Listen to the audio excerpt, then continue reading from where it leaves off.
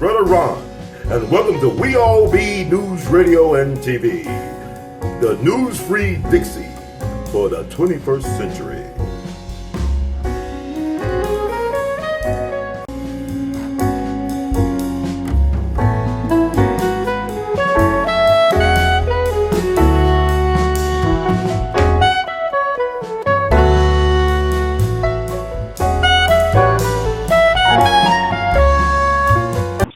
You there? Yeah, I'm here. Yeah, you was talking about Biden is deep trouble right now. It don't look good for him. Yes, Biden is in deep trouble. His administration and the Democratic Party are in deep trouble. Over the last half century that they've been keeping track of ratings and such things, every single time a presidential administration has dropped below a certain approval rating, that administration, whatever its party has lost control of whatever chamber of Congress they have. So right now, the Democrats have control of the House. That means they'll lose it, and the Republicans will gain control of the House. And they don't really have control of the Senate. It's a deadlock because there are 48 Democratic senators, 2 independents who caucus with them, and 50 Republican senators. Now, that means that the vice president, who's Democratic, can always put the deciding vote in. With the ratings being as bad as they are now, the approval ratings, that means that the Democrats are going to lose control of the House, and the Republicans are going to gain firm control of the Senate. So they're in trouble with their agenda, which is for the Rainbow Cult. Now, Rainbow Cult has been exercising some astute political acumen over the last 50 years, and they've gotten into a place where their influence is way beyond their actual numbers, but that's American politics. They've even got to the point where they're making LGBTQ, the cult, the official religion of the country. And where that comes in is, understand this. Jews have synagogues, Christians have churches, Muslims have mosques, Hindus have temples, so do Buddhists, Taoists, etc., Zen practitioners, and such like. They're all qualified as religions. But the last few don't have a God involved. It's just a system of philosophy. So if you consider LGBTQ as a cult that focuses on homosexual behavior, but does not include all homosexuals, then you can understand that it is trying to set itself up as a religion. If you look at the so-called Emmett Till anti-lynch bill, it's set up to only cover race, religion, and sexual orientation, which the latter, sexual orientation, is novel in American federal law. Now, that being the case, there is a good point that what's happening is that the Biden administration has committed itself to trying to become historically relevant by getting the historical reputation and credit for opening up things for the LGBTQ cult/religion. If you go to any embassy or consulate in the world, you'll see the American flag at the top, and right under it, the rainbow flag. And the rest of the world is saying that is the religion of the United States now, and they're trying to push it. If you go here in Midtown Memphis, this being the largest predominantly black city in America, you don't see any red, black, and green, black national colors. You see rainbow sidewalks and crosswalks in Midtown. You see BLM crosswalks and sidewalks, but you don't see anything that deals with the African American predominance in this town. You don't see that anywhere. And that being the case, the Biden administration has coupled its general incompetence in terms of the administrative things that the administration in the White House is supposed to see to, its general incompetence and worldwide diplomacy, and its insanely crazy stuff like on the shelves in stores, baby formula is missing, and then you find out that it's going to illegals or resources, $40 billion going to Ukraine, and now they want to add another $100 million worth for more military aid. You find that the policies stink to high heavens. And then Kamala Harris, who is not a black person, but is a Hindu by every family record and everything else, is trying to pull the wool over some people's eyes, but her ratings are just even worse than Biden's. The only presidential, vice presidential entity that even comes close to her and is not as bad as she is Spiro Agnew. That was Nixon's vice president who wound up doing time in a state penitentiary and in the federal penitentiary for criminal malfeasance as vice president. So hers even worse than that. So this is just abysmal, and they're doing everything they can trying to shore that up because it looks like their agenda is going to be derailed when they lose control of the House. Now, I used to be a lifetime Democrat, but that stuff has gotten so far off into the cult thing that I'm an independent now. The Republican Party has its problems, but they aren't doing so much just straight up and down damage. So that being the case, they're trying to make up for lost ground. They're trying to do damage control, and that's what you're looking at.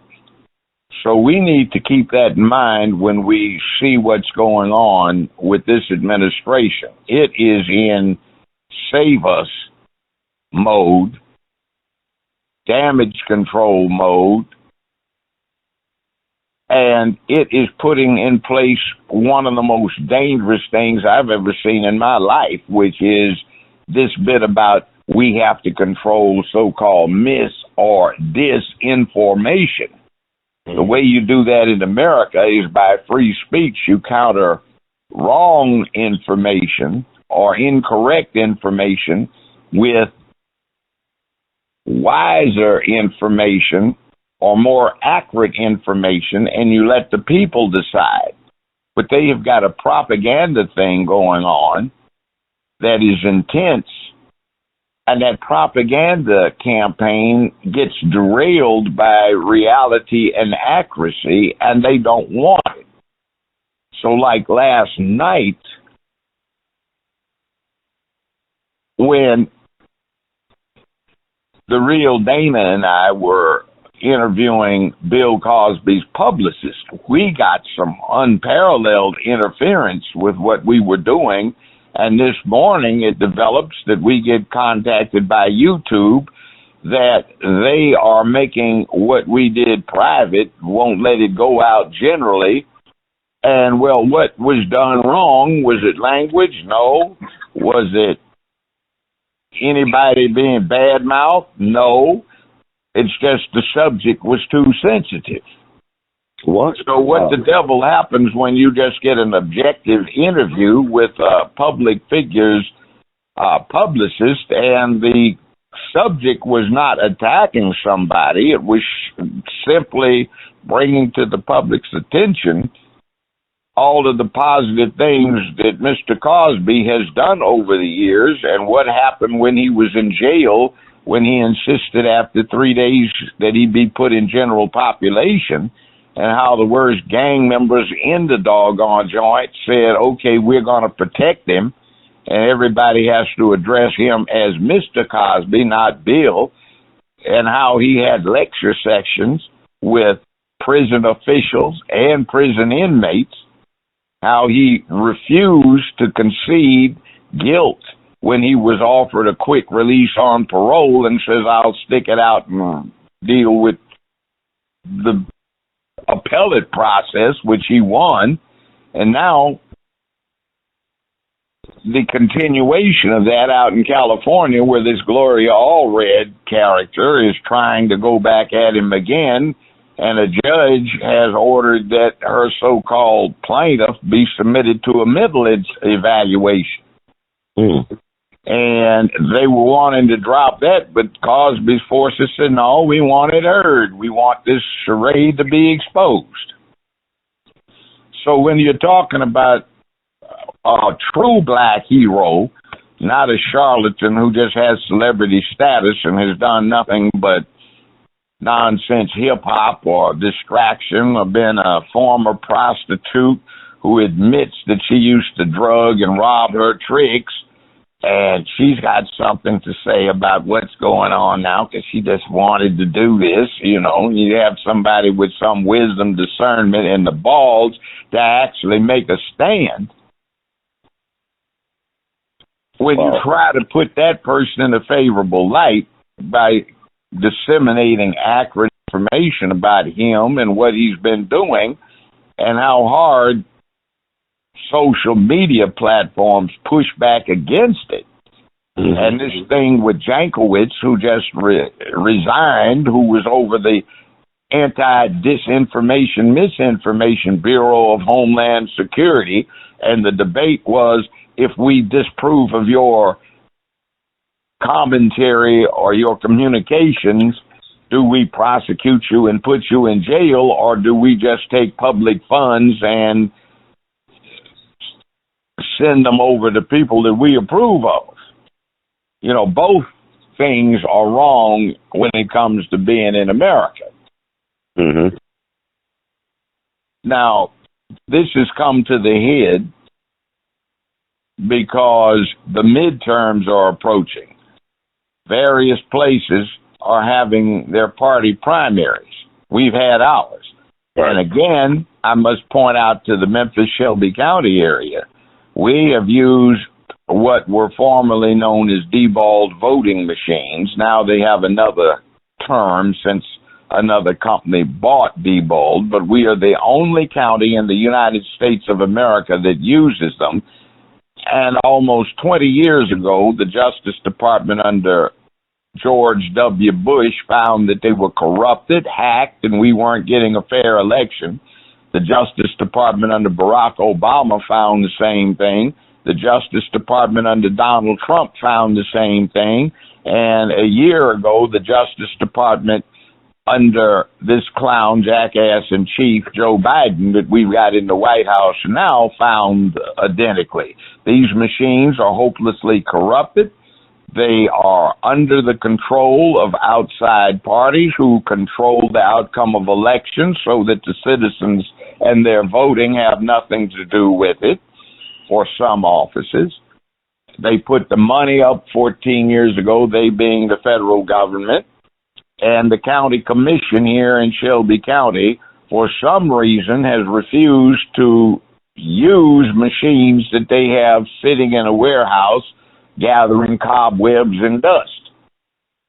Because, why? They can control the outcome of an election. There is even a pamphlet online that California put out a decade ago on how to hack these machines using a cell phone and the methodology that you need to do it. And that means anybody can control an election if you simply follow the instructions. You need the encryption code, but I've published that several times myself. You need the codes that are published by the Election Commission for the office in question, and you need the candidate codes, which are published by the Election Commission, and that's all you need to control the outcome of any election held in Shelby County. Now, we had a strange thing here with the results of the district attorney's race in the Democratic Party primary and a few other offices where the numbers just didn't add up. So we are back to square one. These people are trying to control the outcome of the election because they have an agenda. And even in Shelby County, where the population involved is slightly less than 2% of the overall county population, we have a mess that is explained because this new secular religion is being implemented by factions on both sides of the aisle. There are Democrats and Republicans who are attempting to impose this on us. We cannot teach Christianity. We cannot teach Islam. We cannot teach Judaism in school. But we have this new secular rainbow religion where people are trying to teach that in schools. They're trying to make that part of the policies. They're spending our tax dollars and painting sidewalks with the emblems of this religion.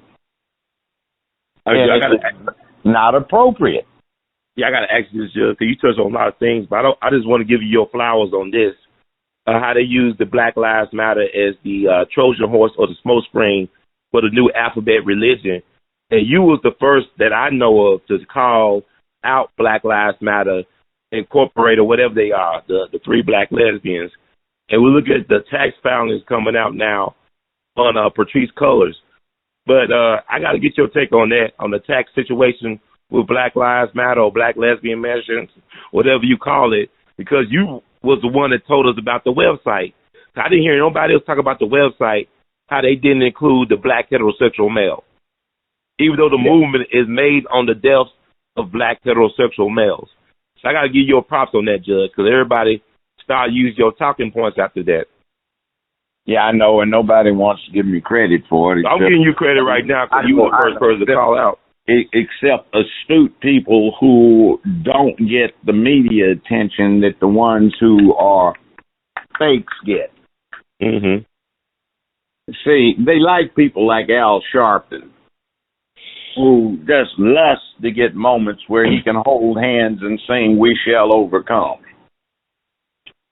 They like that because that's harmless and that does absolutely nothing to advance anybody's cause or rights or, shall we say, treatment. We've had equal rights for more than a half century, 70-some years coming up. Brown v. Board of Education, 1954. And we have to actualize them, but those who actually want to actualize by doing actual deeds that actually impact exercise of those rights and de facto equality, they are suppressed for those who want to spend a lot of time on symbolic gestures. Juneteenth, so what? We have black celebrities. They get the chance to, we open up opportunities for black folk. Well, maybe 10 out of the whole damn country.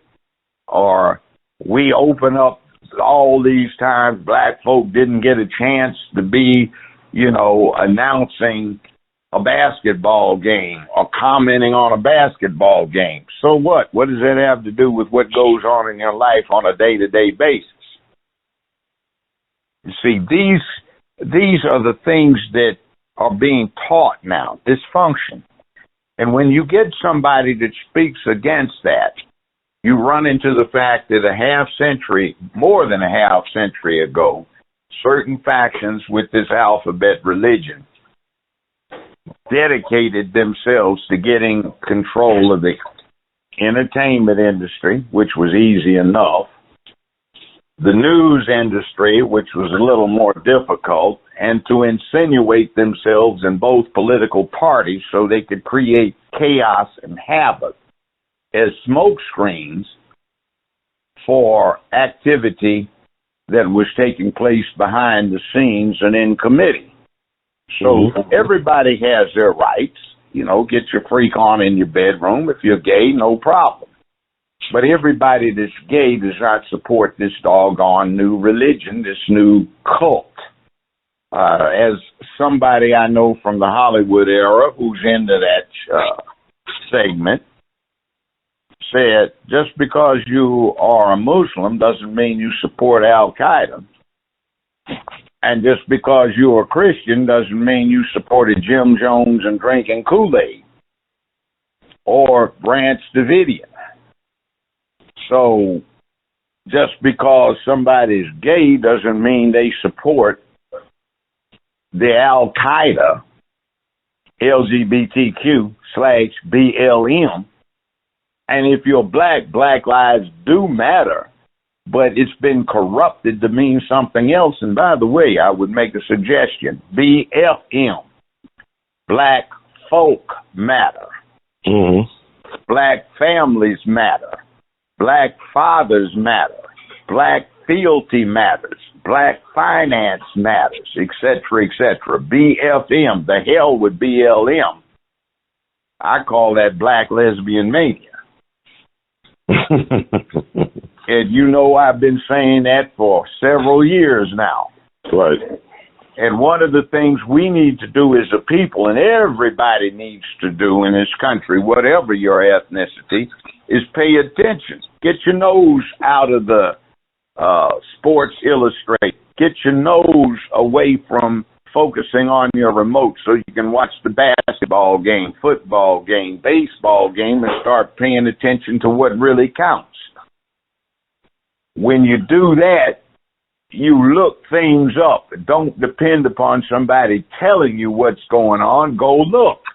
And if you went to BLM site before myself and some other people started getting on them and exposing it, the first thing you saw after all of the hype was, we are for the destruction of the traditional nuclear family.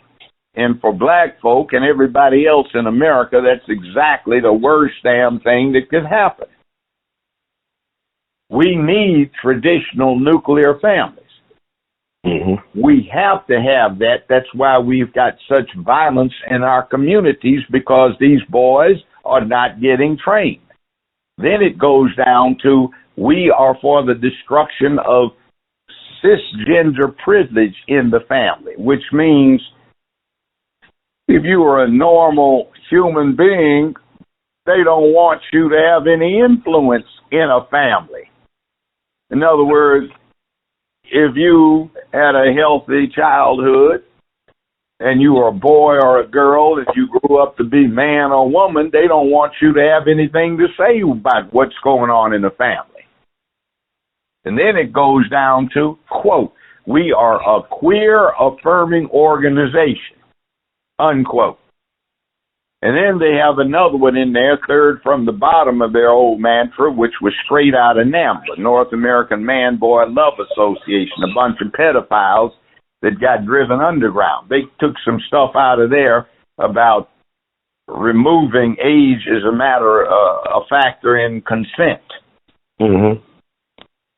And we are pushing that stuff. And then when you read still on their site, if you go deep enough, is the financial disclosure information for every dollar you give to BLM. 1/3 goes to Act Blue, which is a Democratic Party fundraising organization. 1/3 goes to, as they put it, LGBTQIA+. And 1/3 goes to BLM, which is what's been financing all of these mansions, corruptions,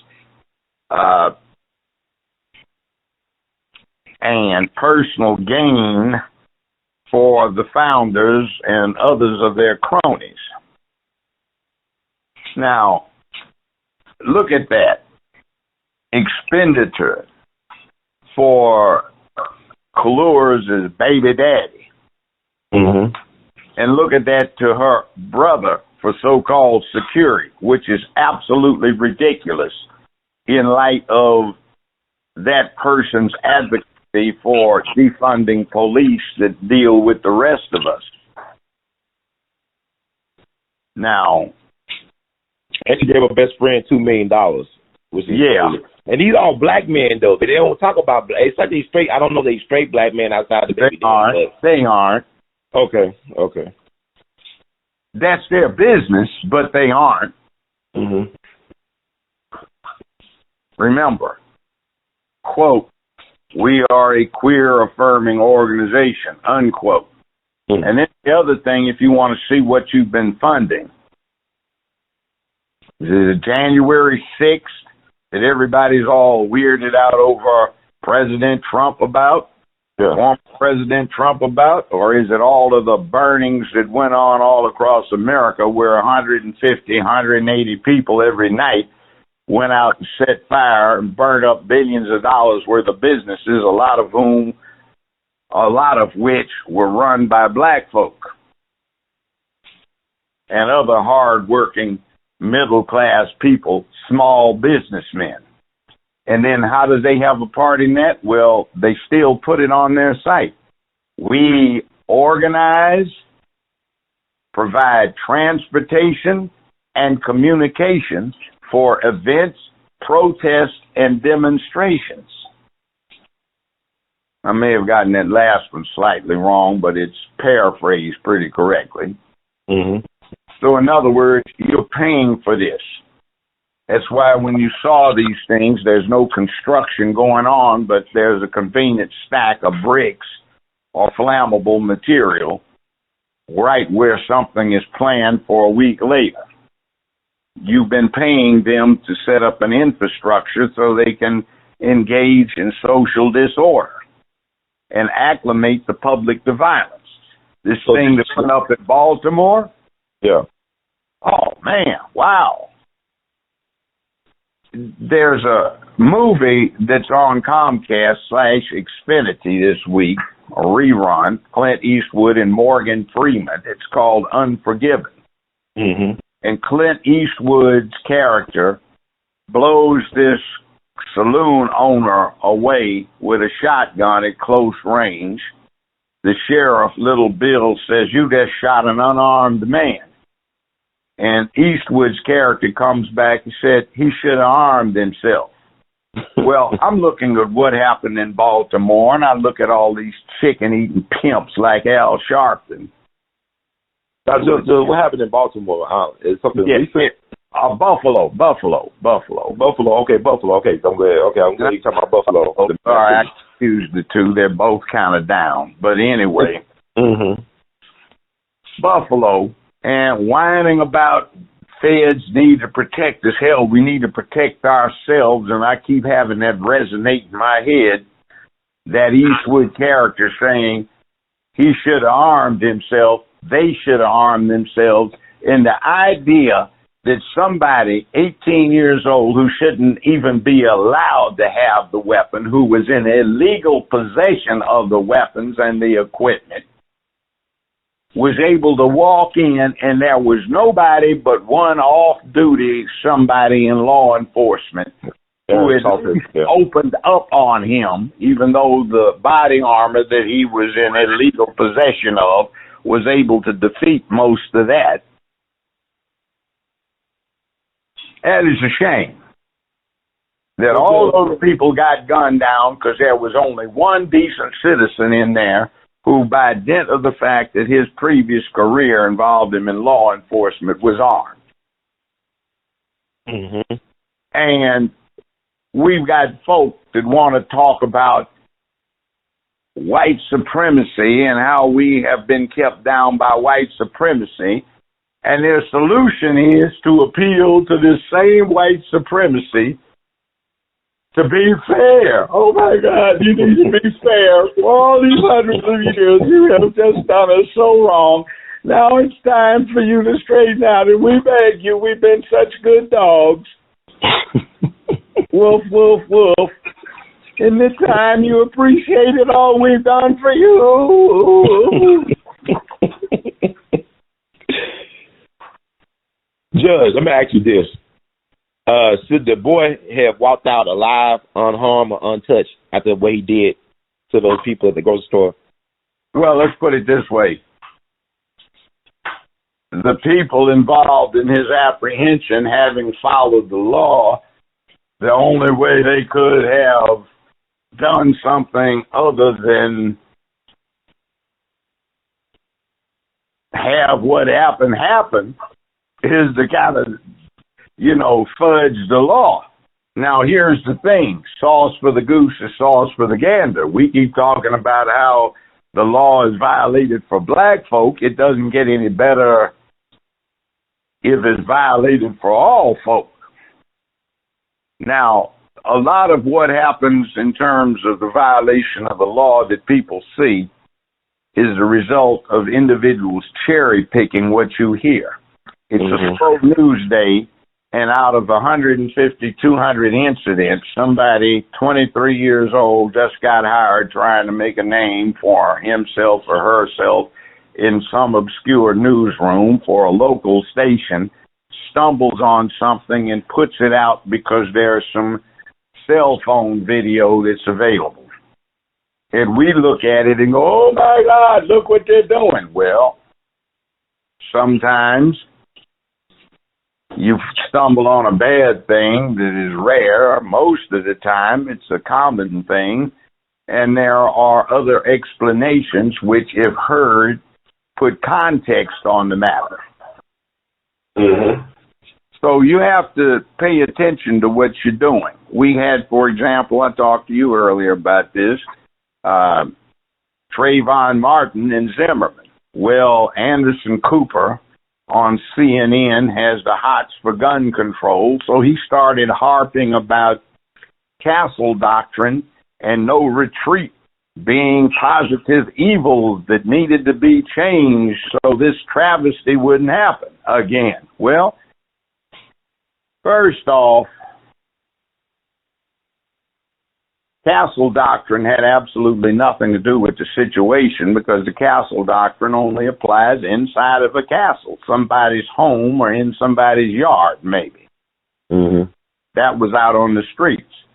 No retreat. Well, the person that had the right to no retreat wasn't Zimmerman. It was dead Trayvon Martin. But, of course,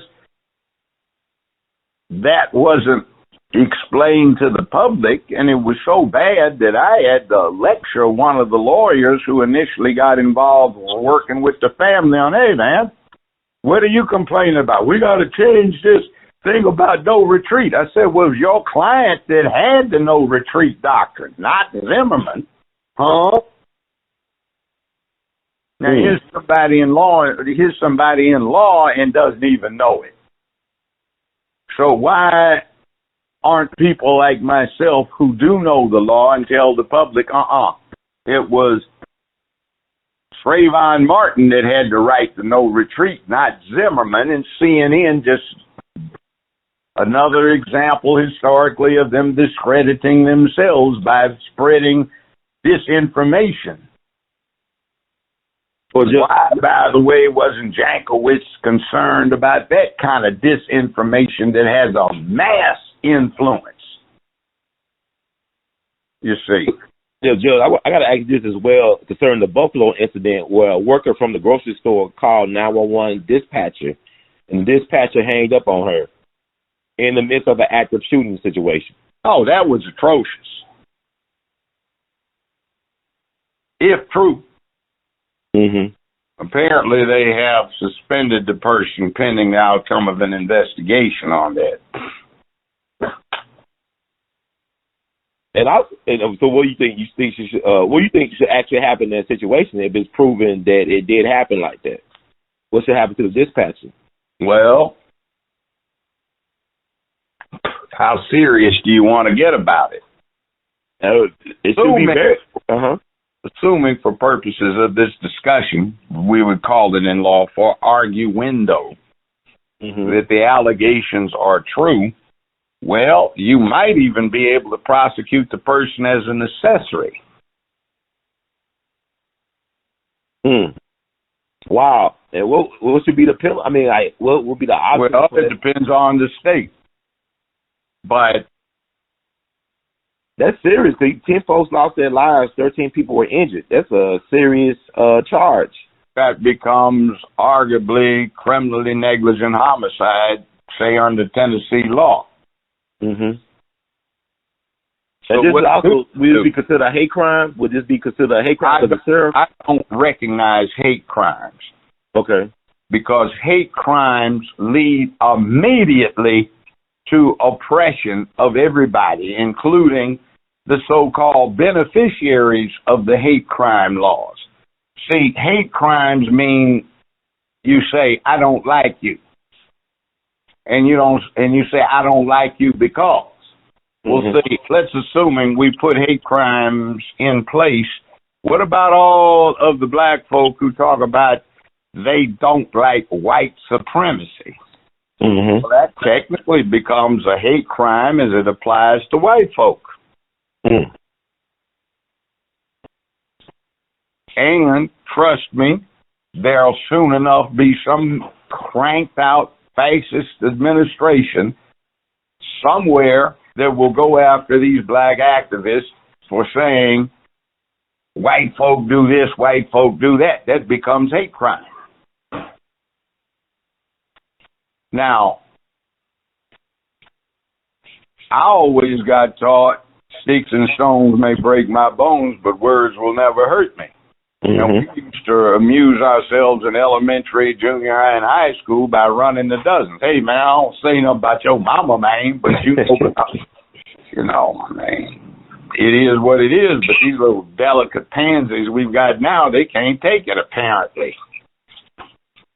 So we've got this thing that has been spread by the media over a half century about everybody's so delicate we kill ourselves because somebody said something negative on social media, so we got to go commit suicide.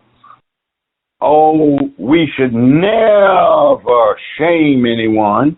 But then again, that's what preachers used to do. That's what parents used to do. Teachers used to do. Society used to do to keep people behaving correctly. There is nothing like personal shame or the threat of being exposed to personal shame to get somebody to act right. And then we used to have, man, dude ain't got no shame, man. He do anything. Well, that's basically what they've been trying to put out as a social model these days.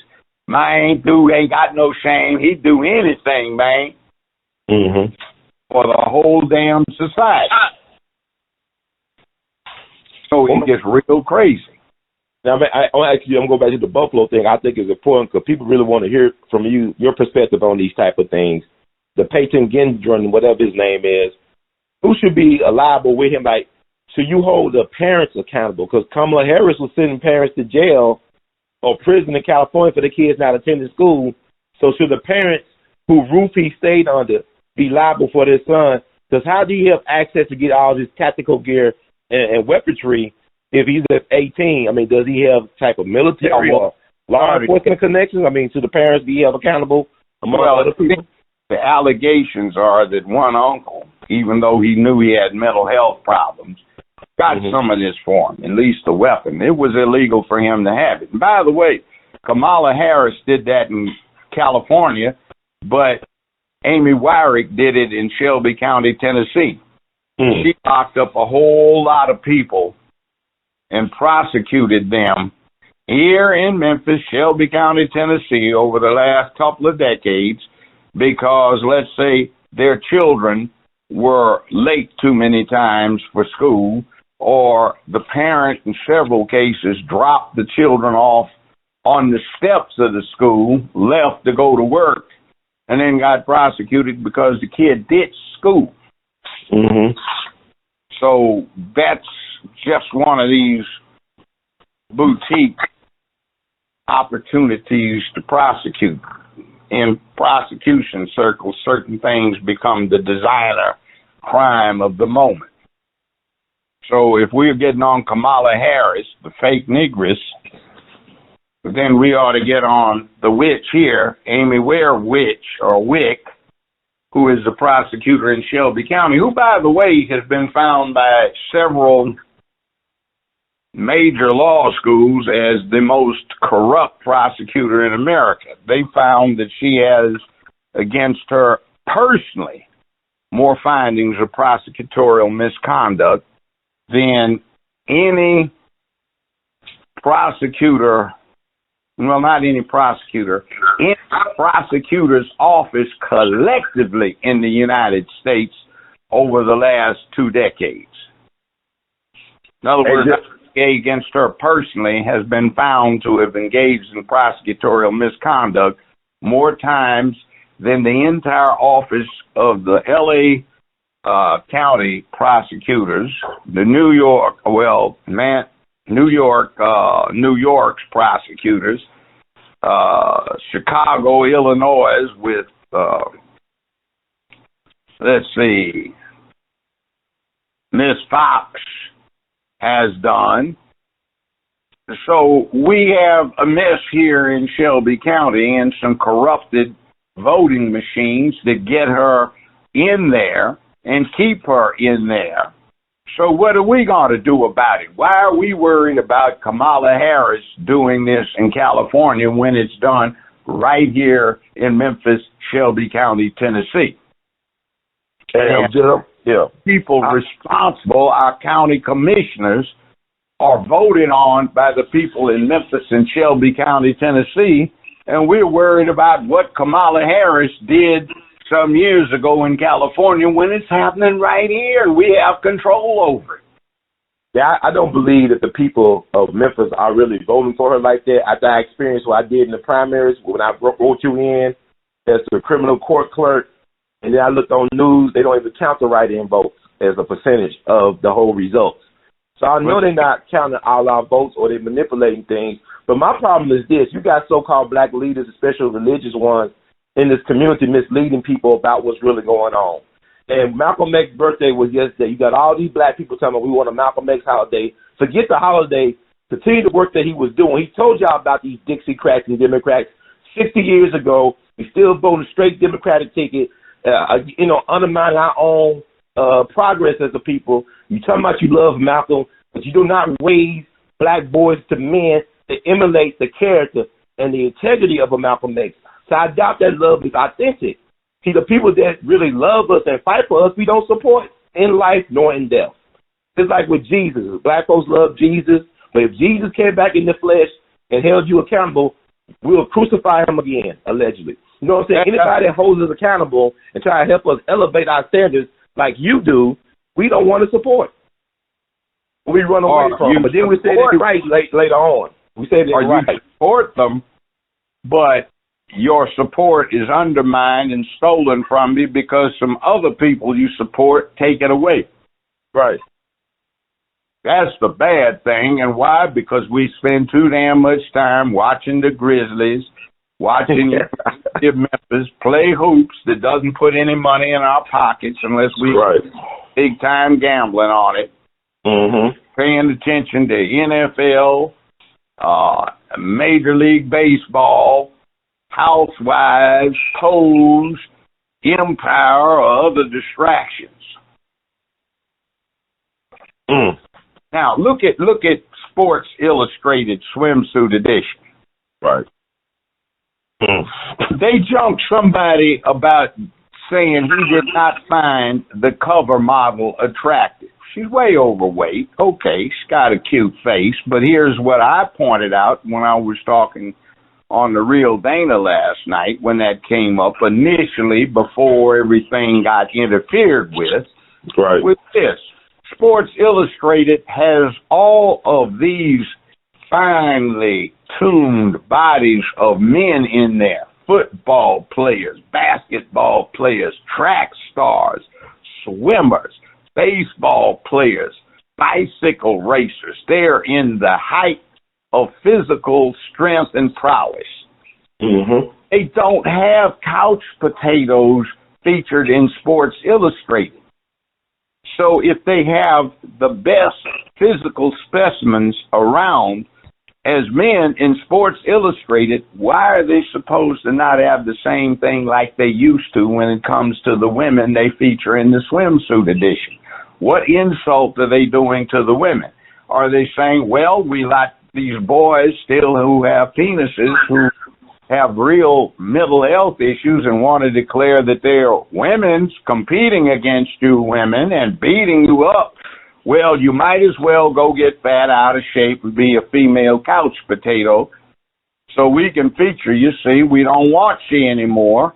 Whereas this whole magazine, Sports Illustrated, is devoted to all of the extremely fit young men that they feature. Mm-hmm. What's the now, difference? Is this woman the first Native American woman featured in that edition, the swimsuit edition? No, she's not. Okay. But, I mean, certainly, let's put it this way. She certainly doesn't match the definition of physical fitness that would match the definition applied to the young men who are featured in that same magazine. Right. Think about it. Does she look like she runs track? No. Looks like she plays tennis? No. Looks like she swims? No. Looks like she plays softball, baseball, basketball, football, soccer, rugby. What does she do? So why don't you put physically fit specimens of womanhood on the cover of Sports Illustrated swimsuit edition, like you put all of these star athletic hard bodies for men in there? Or are we using a different standard? That was a great point, Judge. That's something. But like I said, people, you're attacking women. You're attacking.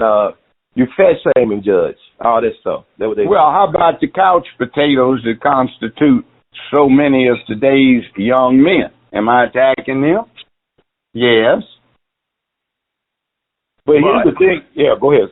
Go ahead, Judge. No, I mean, yeah. But what I'm doing is we used to have to take physical education, PE, every day from kindergarten through 12th grade. Every day. We got tested periodically to see if we matched the national standards. Do you have to take gym every day now? Nope. Answer to the question. You know, at one point, there was a concern about being able to everybody rise to the national defense, but no longer a concern. Somebody will do it for you. Whoa, we don't need to be armed and be physically fit and be able to stand up to bullies. The police will do that. The police need to get with the students, parents, and the faculty to control bullies. But yet we talk about defunding the police. Turn in your guns. Where all of these shipments of real serious hardware get intercepted from 3 boxcars and the IC rail yard up here in Chicago, and those things are in circulation now. Mack trucks pulling 18-wheelers get intercepted, or Peterbilts pulling trailers get intercepted when they got to have shipments to National Guard units or to police departments or to state police units or sheriff's departments, and those get into circulation, so you're not disarming the public. For every kilo of coke that comes in, or opiates, or heroin, what happens is you get a crate of serious military hardware smuggled in along with it. So where are those things going? But we're supposed to disarm, but these same fools are talking to us about defund the police. And then let's talk about why don't we have political control over the entities that control the police here in Memphis and Shelby County. Go down and take a look and find out what the percentages are of the various ethnic groups when it comes to being registered voters, and then take a look around and where we live and see what that equates to. Now, everybody ought to have the voice, but how is it that the majority of the registered voters wind up getting very few of the powerful offices, And those few we get in those powerful offices act like they never heard of the people that look like them, except when it comes time to steal their votes, or to give them the impression that it's hopeless to go out and vote because your vote doesn't count, or you've got an actually heavy voting turnout and get told nobody came to the polls.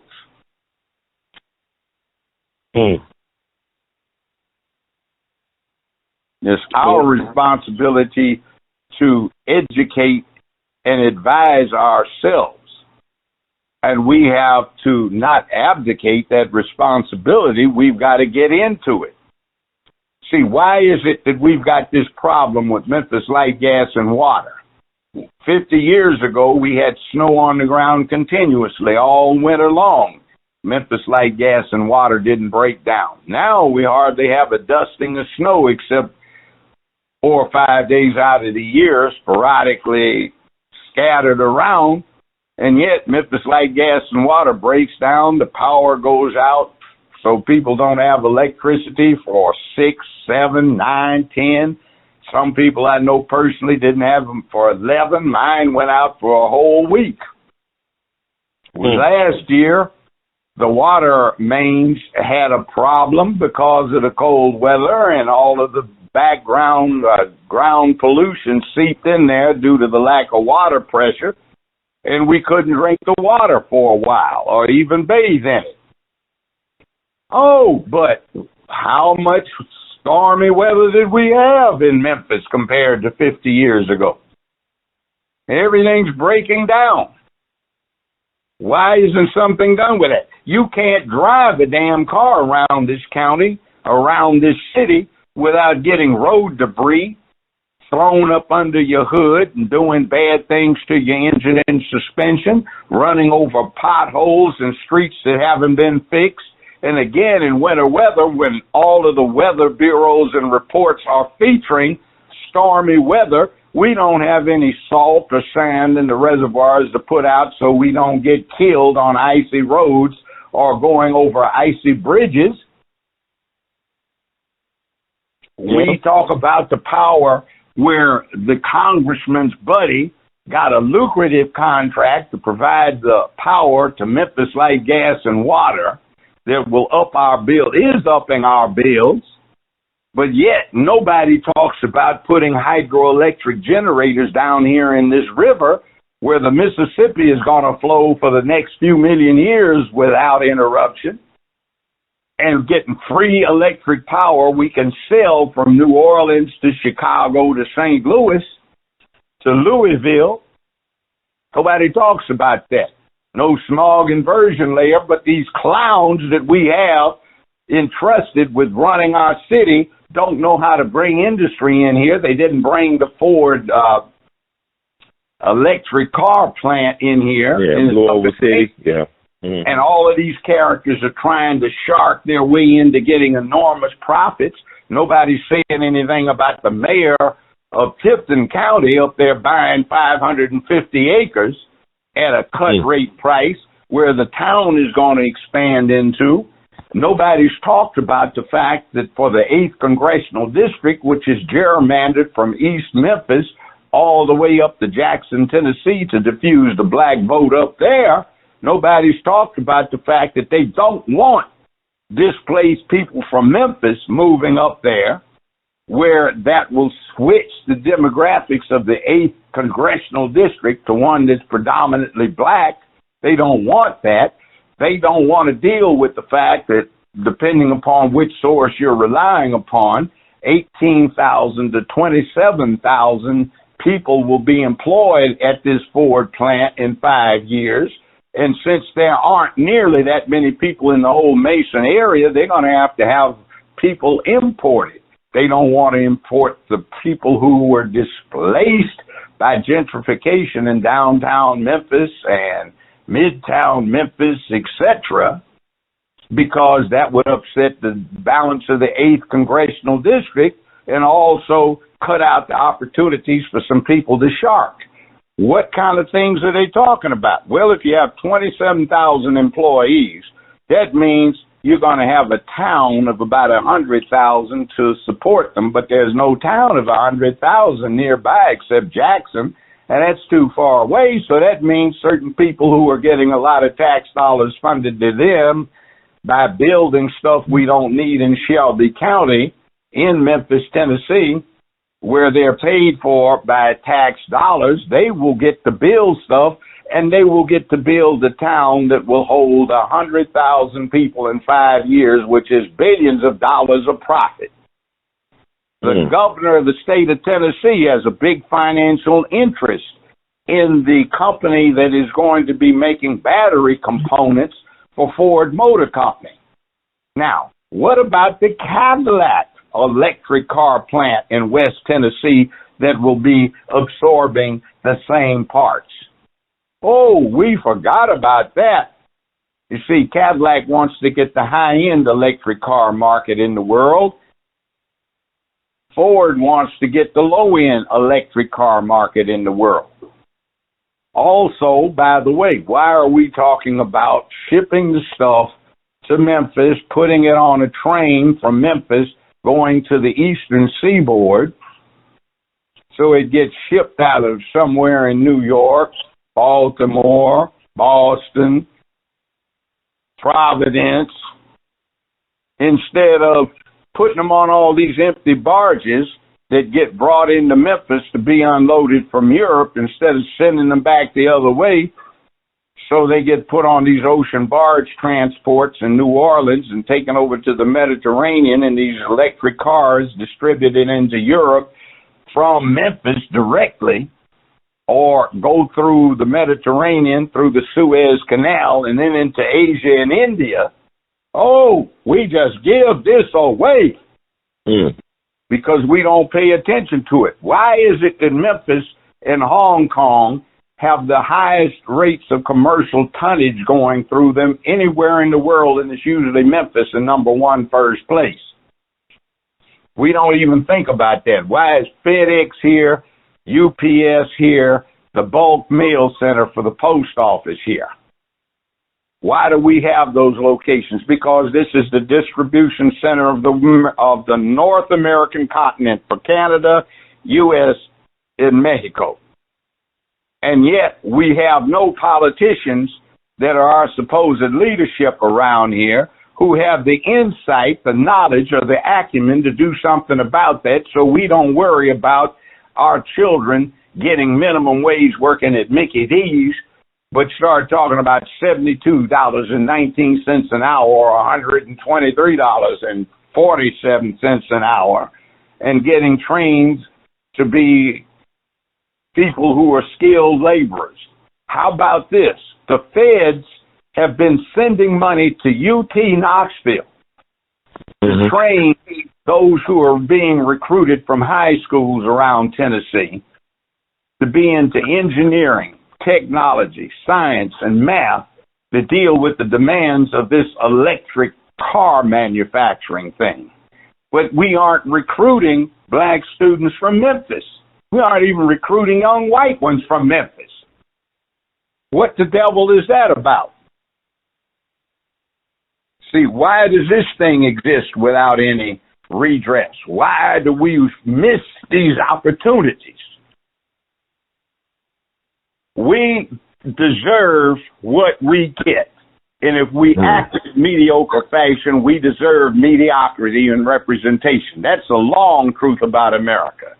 Here in this country, we get the representation we deserve. When we're on our game as citizens, we get people who are on their game that represent us. When we're not, we get crap. And we got crap for the most part right now.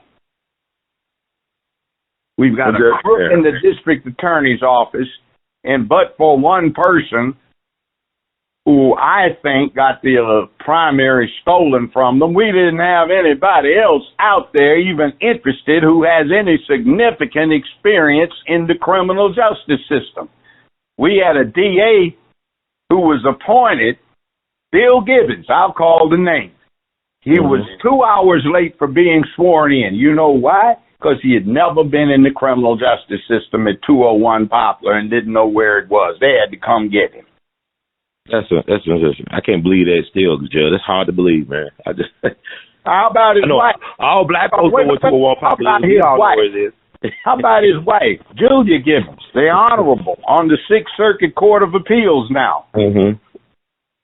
Let's take a look at her.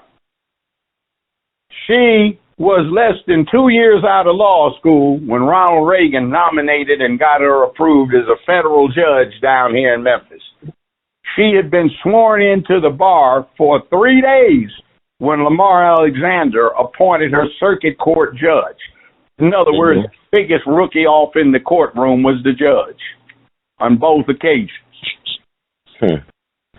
What is wrong with that? We talk about this woman, Jackson, for the U.S. Supreme Court. Hell, there's no vacancy, and technically, if the guy doesn't choose to retire, which he doesn't have to, what is she doing? What paycheck is she going to collect? But how about our own Bernice Donald, a senior judge up on the Sixth Circuit? Why couldn't she have been placed on the U.S. Supreme Court? Is she married to a white man, Judge? No, she's not. That's why. She's married to a good brother who used to work for the U.S. Postal Service. But you notice with the black women, a lot of them have white partners. Even the White House press secretary, they all got white partners or husbands or whatever. But they're part of the requirement to get these high-level jobs to marry others. Yeah, it might be. I mean, yeah, I ain't going to fault somebody because, you know, their love Jones came down the way it did. But bottom line is that, you know, it looks awful strange, doesn't it? It does. Especially when you get into this thing of what does that say about your orientation? Let's look at this. Okay, we love Barack Obama. Well, I didn't. I knew it was fake from day one, and you know I used to say it all the time. Yeah, you've been consistent. Like, you always been consistent on a lot of things. The people catching up later. Even Kamala Harris. Yeah. Yeah, and that witch, hell, she's nothing but a fake, too. But here's the other thing. Mm-hmm. If you are a grandparent, you know what I'm talking about. If you're not, you'll find out when you become one, if you become one. Mm-hmm. Your legacy are your grandchildren. Right. And we wanted to jump John McCain, but John McCain had 3 grandchildren, and all of them were darker than paper bag brown. Because his favorite daughter-in-law, a Navy officer, was very dark. So most of his grandchildren matched the definition of American black. Mm-hmm. But we took a half-breed who has no real American connection other than the fact that his mama was a white girl from Kansas. And by the way, update on that, his grandfather on his mother's side, first cousins with President George Herbert Walker Bush. Oh, wow. Guess what? That makes Obama cousins to George Walker Bush. Mm-hmm. Guess what? That makes Obama cousin to Dick Cheney, who is second cousin to George Herbert Walker Bush.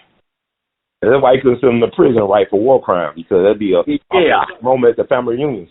Okay. Warren Buffett, the billionaire, is a cousin.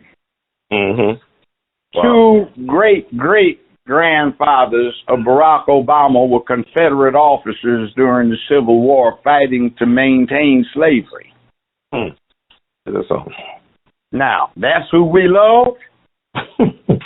And he got raised in Indonesia by a spy master who contracted with the U.S. government to run spy operations in China, North Korea, North Vietnam, Cambodia, and Laos at a time that, the Nam was going on.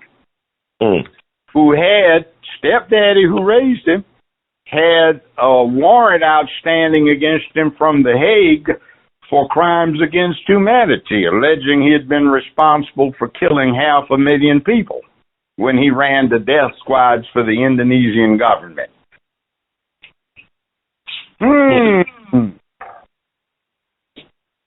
Wow. Or his cousin, George Herbert Walker Bush, first cousin to his grandfather on his mother's side, guess what? George Herbert Walker Bush at one time ran the CIA under President Jerry Ford. Now, how about that?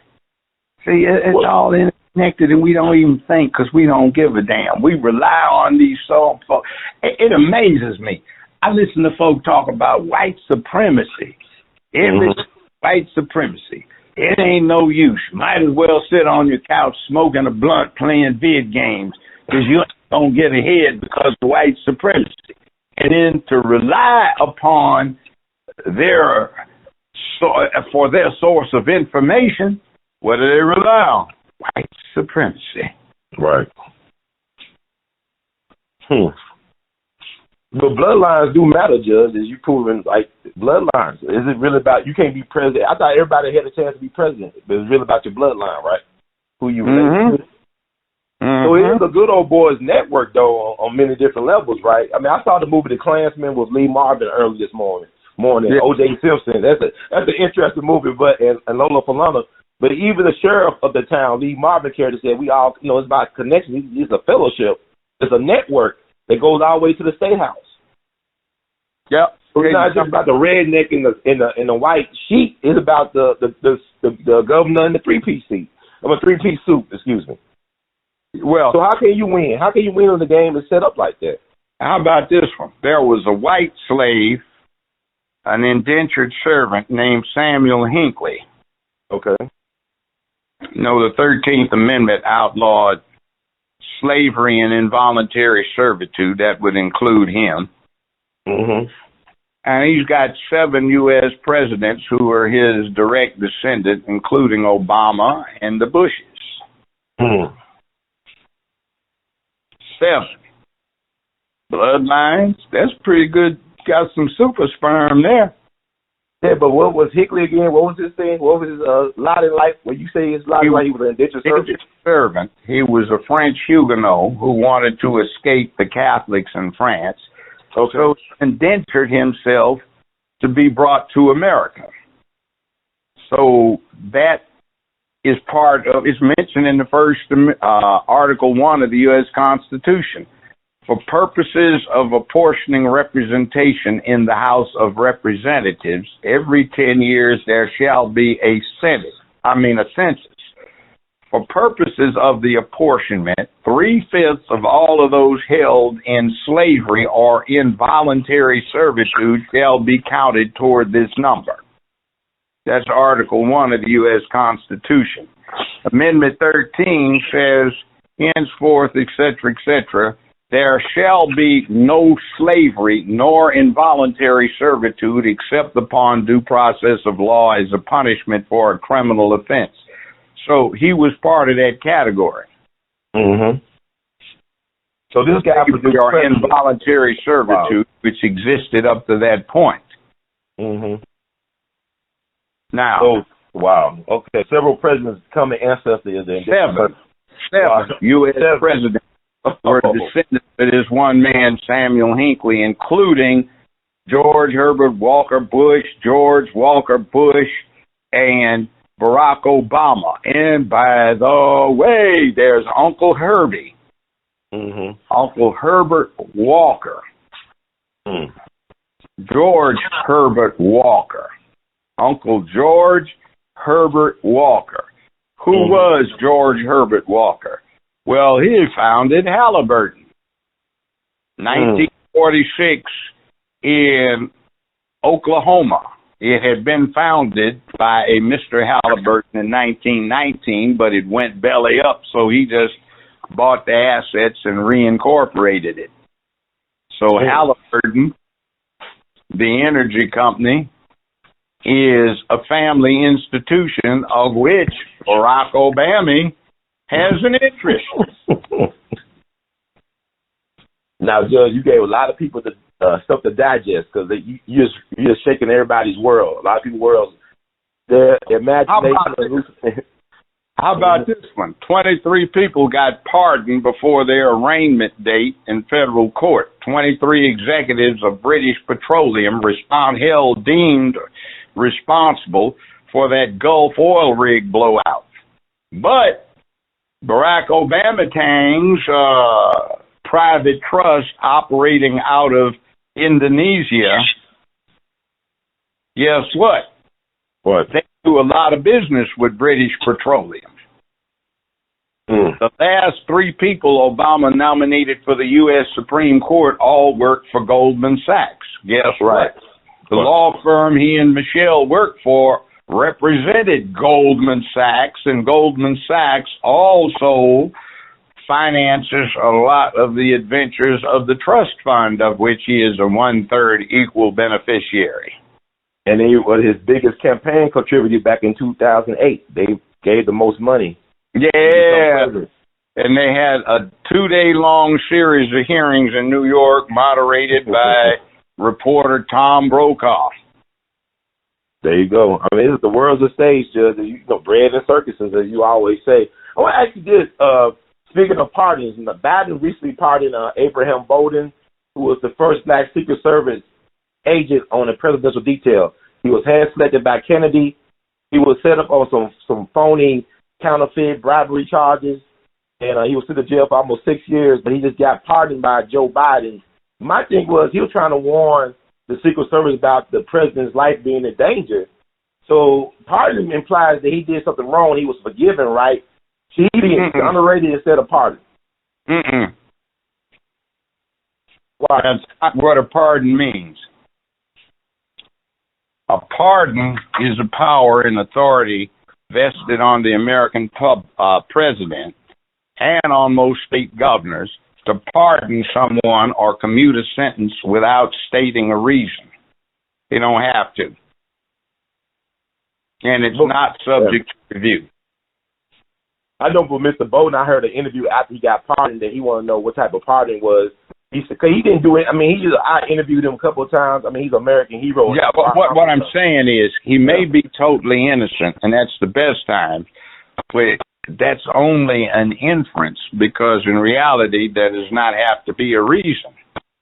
So he probably was being discredited, as the American government is prone to do, by imprisonment, which America is prone to do, when what he brings to the table is not friendly to the party line. You're right, Judge, because you know why? Because we had foreknowledge of the assassination situation. Right. That is very inconvenient. That's like me discovering that J. Edgar Hoover and the FBI were behind the King assassination. It wasn't Earl Ray. He was a scapegoat. The FBI supplied the ammunition, the weapon, selected location, and recruited the 2 military snipers, not crank gangsters or racist maverick white boys, but military snipers to do the job.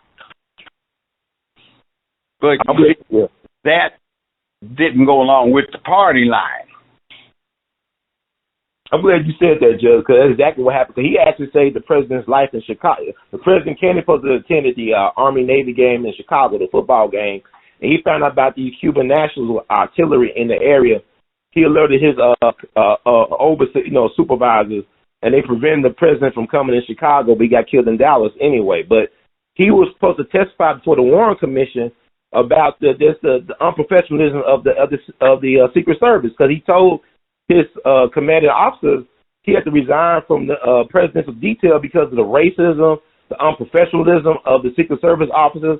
They would come hide to work. They would put hangman nooses at his desk to intimidate him.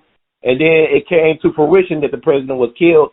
So to prevent him from testifying before the Warren Commission about what he knew, they set him up. Like you said, I mean, because to be exonerated is to mean that the government was complicit. Well, the president. They are and stuff like that, usually. You see, it doesn't match the party line. It's inconvenient. Yes, sir. Now, America, the difference between America until recently and the rest of the world was the rest of the world did it routinely. And it's okay. In America, they do it routinely, but until very recently, it's been against the law.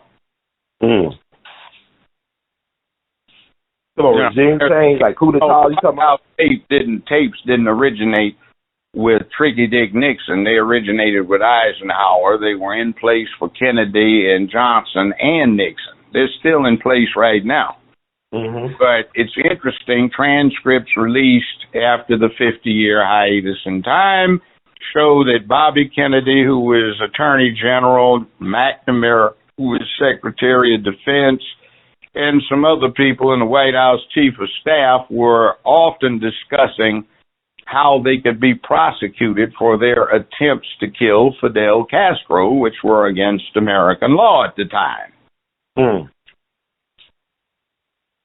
Wow. So, yeah, it is what it is, but now it's okay. The Drone Ranger put that in place. There was a federal court injunction against him from killing a native-born American citizen born in Detroit, Michigan, who had committed no crimes recognizable under American law. And they said they thought his words were a threat to the country, so they were determined that they could assassinate him. It's interesting on reading the transcript. The judge asked him, are you saying that if somebody who is unaware of this particular surveillance decides to go on a trip abroad, the U.S. government can assassinate him? And then the government lawyers say, well, no, not exactly, Your Honor. Says, well, that feels better. So could you enlighten the court? Says, no, he doesn't have to go abroad. It can be done here in America. And the transcript says, pause. Judge interjects, excuse me, you're saying that you can have an American citizen assassinated on American soil, and you claim that that's legal? So, well, yes, sir. He said, well, what about the Bill of Rights? No person shall be deprived of life, liberty, nor property except upon due process of law. So, well, yes, Your Honor, that is what that says. So, well, where is the due process when somebody's being deprived of his life without having had any due process? Well, that's inherent in the power of the presidency. Where does it say that? Well, it's just implied in the government. So the judge enjoins them from any action and orders everyone to brief this. But they disobey the court orders, which, by the way, is grounds for impeachment, clear grounds for impeachment, and conviction. And the Obama administration, on his later issued executive order, while this injunction is in place, the later executive order reiterates his earlier one, and the U.S. assassinates the American citizen born in America by drone, and so there's no retaliation later, they assassinate his 16-year-old born in America son in Detroit, Michigan, American son, as well. I remember that. That's crazy. Now, that's absolutely deplorable, and somebody not only needs to be impeached, convicted, also needs to be charged with murder in the first degree, convicted and confined for life in a penitentiary. Well, he's no longer president. Well, guess what? Remember when I told you, be careful what you ask for, you just might get it. And when the Democrats, just in all of their zeal, went after former President Donald Trump and impeached him the second time, and he was no longer president, I said, you set a precedent. So if they can go after somebody with no specified constitutional or statutory time limits, after somebody for something they did in an office they no longer hold, then they can go after a whole bunch of people. And remember, too, let's talk about that, since we're digressing a little bit. If what we're doing in Ukraine the result of good policy or the result of Joe Biden trying to get Ukraine to dismiss 120-some count indictment against him and his son, Hunter, for various felonies?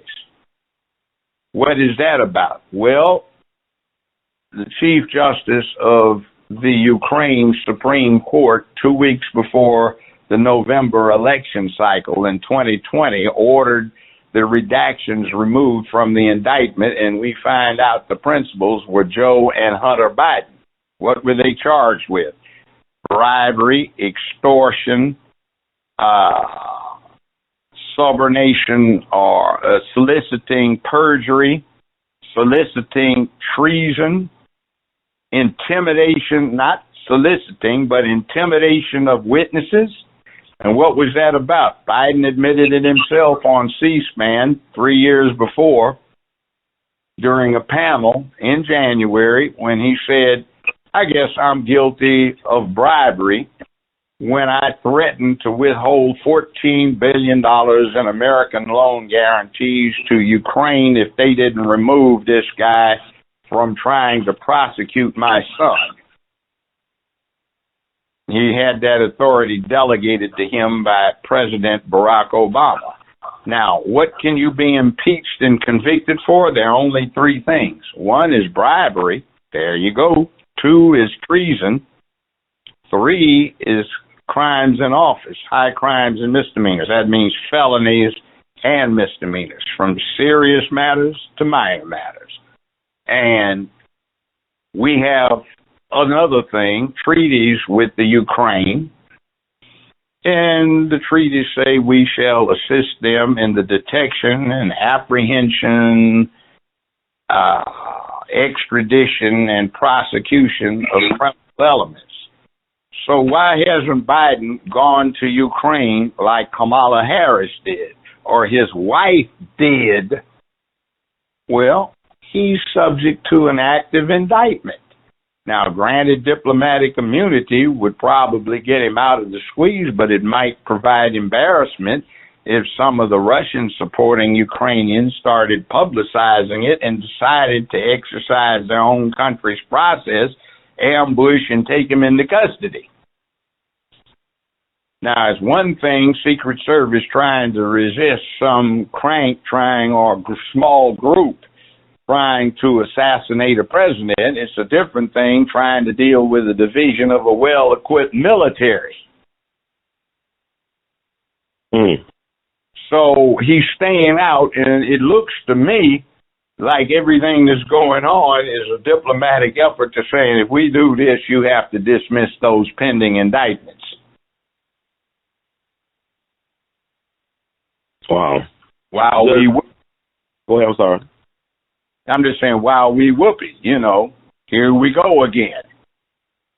Yeah, same old story. Saying, well, I used to do, speaking of, Thursday, I know we talked about Dave Chappelle before the incident at the Hollywood Bowl.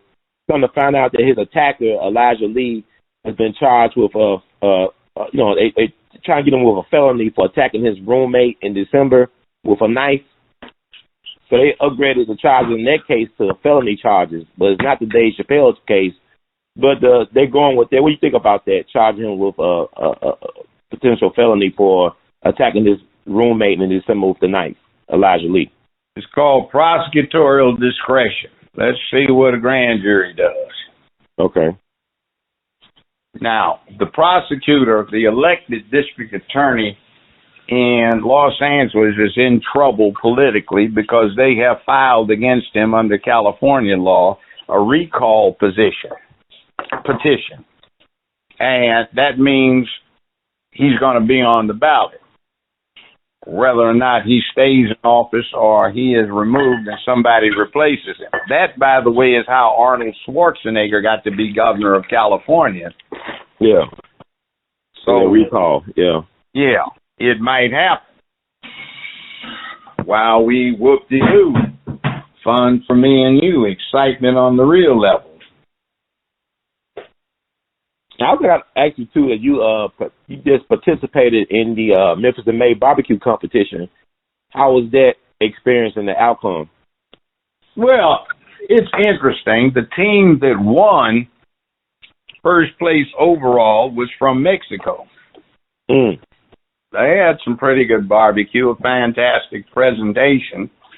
We went by and got a courteous and gracious reception from the team. I posed along with some of my crew for pictures with them. It was a good crew. They had been participating for 7 years until they moved up. The contest is what it is, and a great deal of what happens depends upon your placement. But the judges told us that they were wild about the sauce, which I sell. Judge Joe Brown, barbecue, Judge Joe Brown, JJB, barbecue, BBQ.com, JJBBBQ.com, and order yourself something. It'll be on store shelves shortly, but right now you can get a jump on the summer and start practicing on what you're going to do with it, because it's great stuff. You can even make a good drink with it. Instead of a Bloody Mary, where you take tomato juice and Tabasco and vodka and ice and a little celery, just substitute the powdered barbecue sauce, water it down a bit, add ice and vodka, and a sprig of celery, and you have a hot Mary or a Southern Mary. And it's good stuff. It's good on lamb, goat, pork, beef, chicken, turkey, duck, goose, you name it, even fish. It is actually some good stuff. I got me a couple of bottles, Judge. You're correct about that. Probably ain't going to talk. Anyway, yeah, it's great stuff, man. I really enjoyed the barbecue sauce, and I know people that have tuned in to the platform and have brought your sauce. They really love it as well too. So you get a lot of good feedback from the people, and I guess that's what really counts. And you also said that you were familiar with me as well there. I never been to a barbecue competition, the Memphis and May barbecue competition. First time I was on a team was 1985. Mm-hmm. Wow. Orcus MD. Then it became Peyton Place, and Peyton Place is still there. We won. We're in the winner's circle a couple of times, one on my sauce and one on the ribs and the invitational 1,500 entrant invitational blind taste test. And that was quite a while ago, so we were the first black team back then. Now there are quite a few black teams, so things have changed around here. I'll tell you something we need to watch out for with the fairgrounds. Okay. One group that's trying to get the fairgrounds, after the arena gets rehabilitated and renovated, they want to turn it into a water theme park. And there's another group of the usual suspects want to get that whole thing and convert it to an upscale housing project devoted to affluent students and grad students at Memphis State or University of Memphis, who will be right there at the stadium and the arena, and start renovating some of those mansions up and down East Parkway / Airways Boulevard. That's why they held up, by the way, on renaming the street Young Dolph, which in the scheme of things would be inappropriate because there are a lot of black Memphians much more deserving of that recognition, such as the late Honorable H.T. Lockard, who integrated University of Memphis, integrated city, circuit, criminal, chancery and juvenile courts in Memphis, so blacks didn't have to sit out in the hallway and black lawyers could come in and practice. Integrated the public parks and pools and facilities starting from 1951 and was a godfather around here and became an outstanding criminal court judge. We need to honor him. Mm-hmm. Got other people like A.L.L, he's got a bridge. We still need Russell Sugarman. By the way, a backstory on A.W. Willis and Russell Sugarman is when Emmett Till got murdered, they gave a call to Memphis, and Sugarman and Willis and our good photographer, our late photographer, Ernest Withers, went down there. So Withers took, they told me, 6 rolls of film that he didn't even develop of Till's body.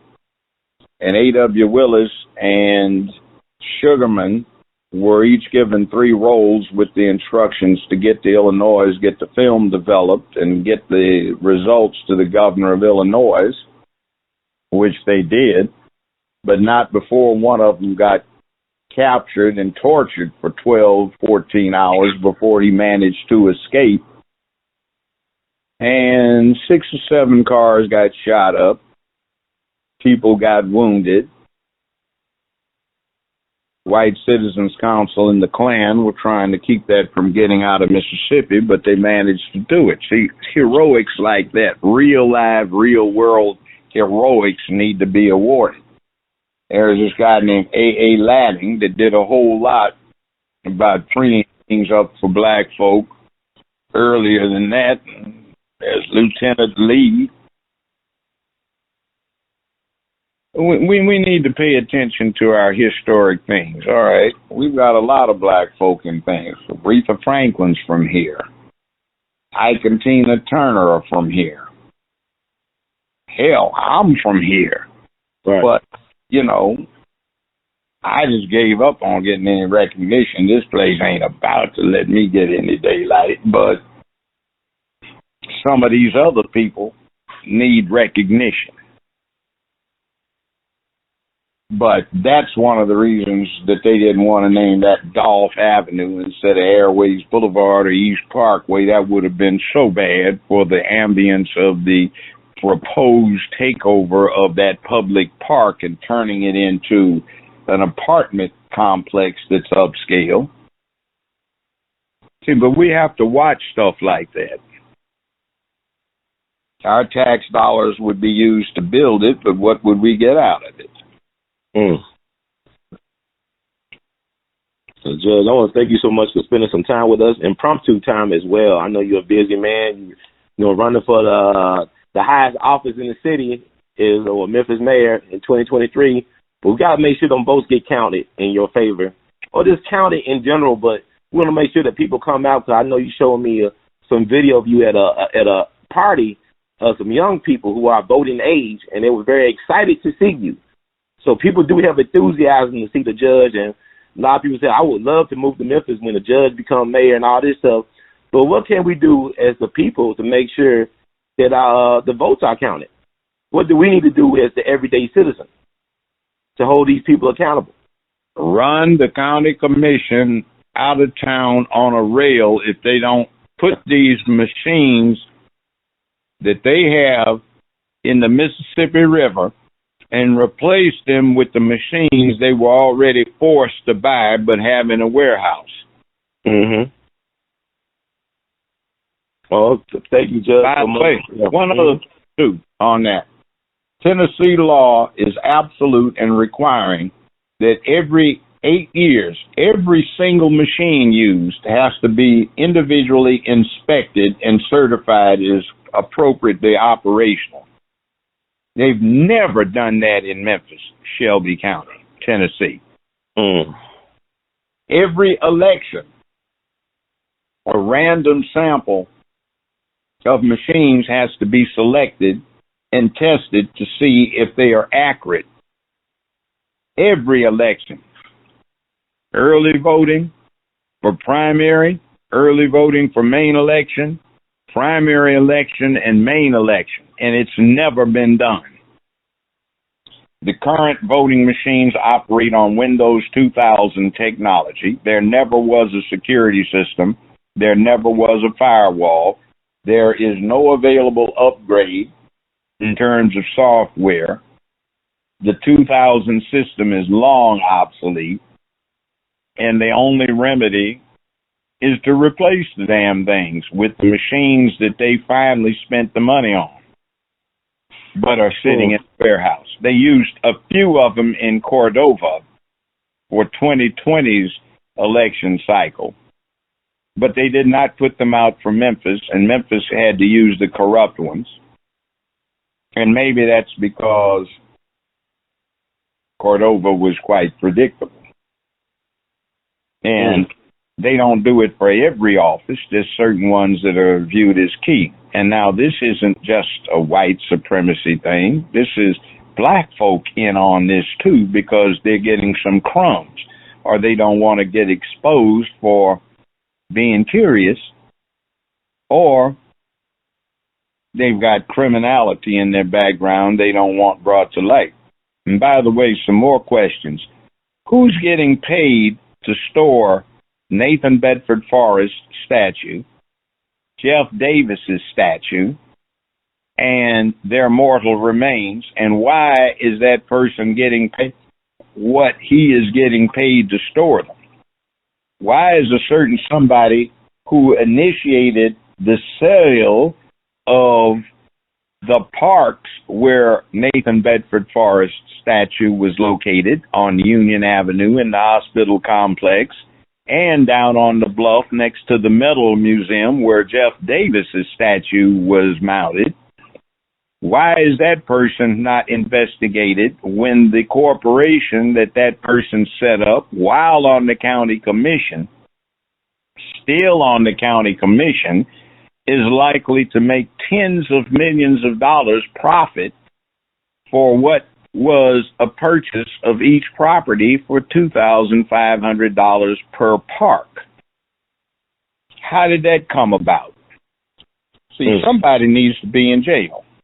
Yes, sir. And such things happen when, let's say, it comes to fruition that the parks are sold for the tens of millions of dollars that have been talked about, that certain people who voted for this rip-off of the public start getting a little bit after the fact as a gratuity. We need to ask such things. And why is it that a certain congressman's buddy got to is now supplying energy to Memphis Light, Gas, and Water at a higher price than they were getting it from TVA. Wow. And some years ago, statute of limitations still hasn't run, perhaps, when TVA had a loan department. Why is it that black businessmen who were trying to get loans to run businesses had to take out twice the amount they sought so they could give half to the loan officer? Stuff like that goes on. Yeah, so you gave the people some homework and some research to do. I want to thank you always for being a good person to come to for advice and counsel, wise counsel. So thank you, Judge, and I hope you have a great day and keep on producing and pushing. In the words of Duke Ellington, we love you madly, and enjoy your weekend. By the way, that other matter you talked to me about, yes, sir, that needs to be reported. In fact, you ought to tell the people about it right now. So people like people like the police publish it. I'll talk about it. Yeah, I think I am. I think it's strange though, Judge. I just think it's weird. The person come at you about a woman. I didn't know. I only talked to her one time over the phone, and it was innocent. I'm just getting to know her, and then I get this call at 6 something in the morning. I woke up. I didn't answer, but I returned the call, and the dude is cursing me out to me. She married. I said, I don't know what she. She said she was divorced. And I said I didn't do it. I didn't. And he making threats about, he's from Memphis and he know where I live or something like that. He said, I'm gonna catch you on your porch. I don't have a porch where I live. But it's the fact that he's threatening me over a woman that was talking. I didn't know. I don't. See, well, he called in on your show. And how in the hell are you supposed to control that? And he's threatening to kill you if she calls in. Oh, well, no, she didn't call my show. It was Facebook got this dating app thing. Anybody could be anybody online. So we connected online, and she liked what I said. I didn't know her background situation at the time, so I gave her a call when she gave me her number. And we talked just about an hour and some change. And it was nothing. We just talking, getting to know each other. And she got a cool vibe. That was like a couple of days ago. And then, I get this phone call this morning. And I returned the call, and the dude was telling me that, she's married, don't talk to her no more. He's cursing me out and all this other stuff. And he threatened my life several times. That he's going to, he'll kill me and all this other stuff. And I said, I don't know your woman like that. I didn't know she was involved still. I don't know. And my thing is, it was crazy because also being a public figure, people come up to me all the time in public, and a lot of guys seem to follow my show. So I don't know a lot of times what you guys want. Because a lot of times they'll look at me like I'm crazy or something, and I try to avoid it. And then they'll approach me, and I'll just do a joke saying, do I owe you money? Did I sleep with your woman? I'll be joking about it. I don't be And they start laughing, so it kind of break up the kind of, I follow you online, brother Ron. So, this dude, he know what I look like, but I don't know what he looks like. Well, you know what? That's why you should exercise your right to be armed. Yes, sir. Next thing is, where do you think he got this idea from? I mean, what's going on where they've been glorifying for years these fools who go berserk? I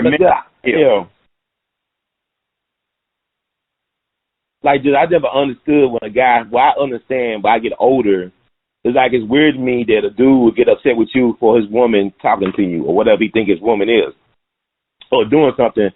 Why get upset with the guy when it's the woman, his lady's choice? Because he doesn't understand the process, so he's looking for somebody to scapegoat because it can't be him. Yeah, it probably is. I mean, they were married, according to her, they were married for almost 20 years. I mean, that's she met him when she was 17, according to her, and he's 15 years older than her. So, and she's almost 40. But I'm saying, this dude should be, I don't understand why. It's just weird. I counter some of these guys as of a certain age. They seem to be in a stage of arrested development. They never became a man, or they don't know how to be a man. They got man age, but they don't have the mentality of a man. And my thing is just to call somebody you don't even know, and then to say things that he said and to threaten my life over what? We never did anything. I never met his wife, alleged wife, or whoever she is. Well, you know what? That's unmanly. That's just a punk play. But there's a lot of that going around because it's being encouraged by certain political figures, mainstream media, and social media. Yes, sir. But it was kind of shocking to get that type of talk from somebody I don't even know who don't know me. But like you said, I got to file a report and protect myself. By any means necessary, as Brother Malcolm was saying. Well, but then again, remember, if somebody like that approached you, basically you're setting up a defense for what you got to do. Yes, sir. Police won't be there when you get approached. No, they only there at the scene of the crime. They probably said, we can't do anything about it unless he do something to you. Yeah. And it'd be too late a lot of times. It'd be too late. The threat becomes actionable. You can get a restraining order.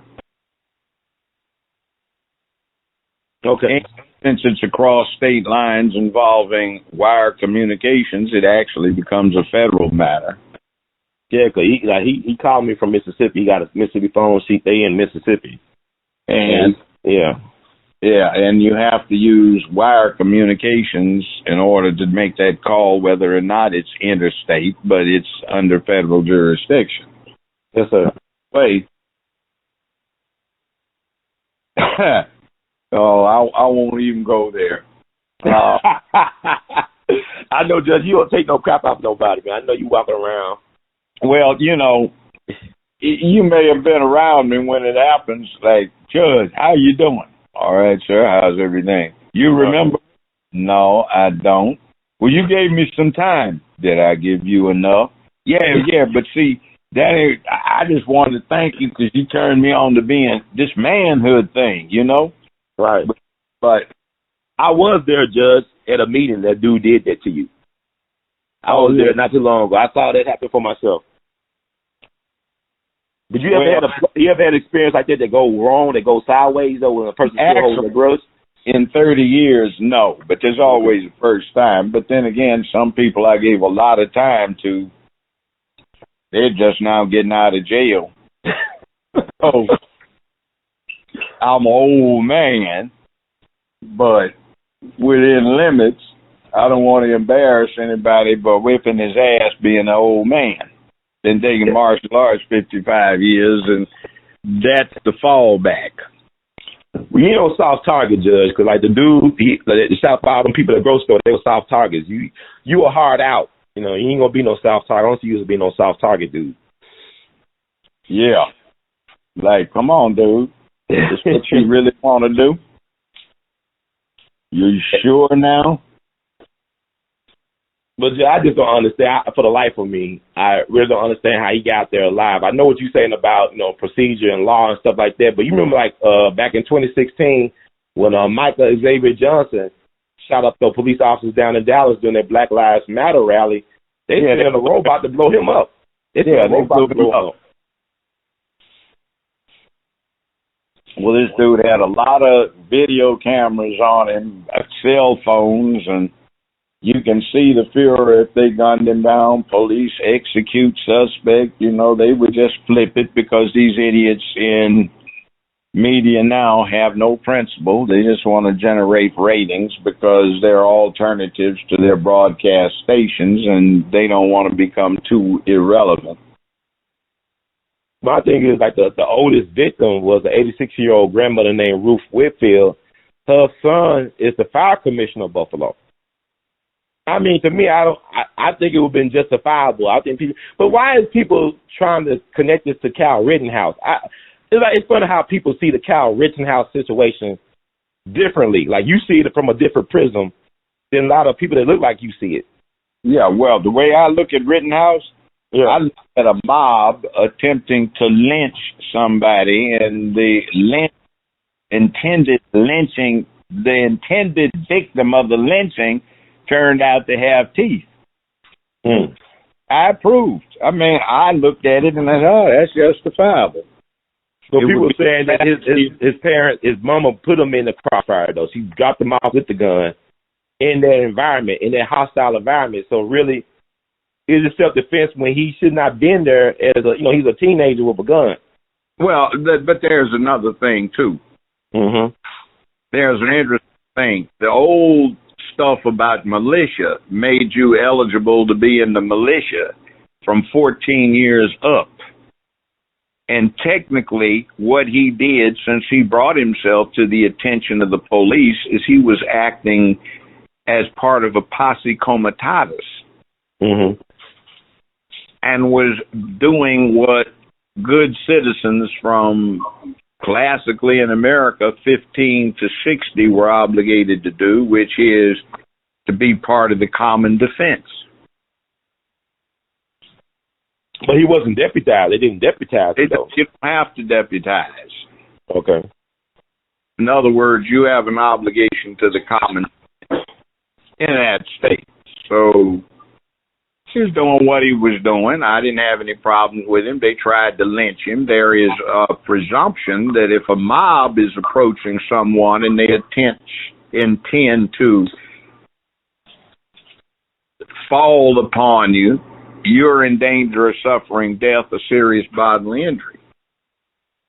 This thing that they have with the new Emmett Till anti-lynch bill is interesting because, guess what? What? it doesn't talk really about lynching. It doesn't even require killing. It just says if there is a killing, a beating, or a kidnapping, and if the mob was going to lay hands on this guy, it would have been at least an unlawful restraint, which would have been, under that state's law, a kidnapping. See, kidnapping, false imprisonment, and unlawful restraint become lumped in with kidnapping. So that would have been a federal lynching. And even if they didn't kill him, see, the new lynch bill doesn't require killing. It says killing, beating, or kidnapping. So the second one, they probably would have beat him. So under those circumstances, he's entitled by law to resist the lynching. Now, more importantly, that state and Tennessee says, even though it is illegal for someone under a certain age to possess the firearm, that does not remove their legal ability to use the firearm for self-defense.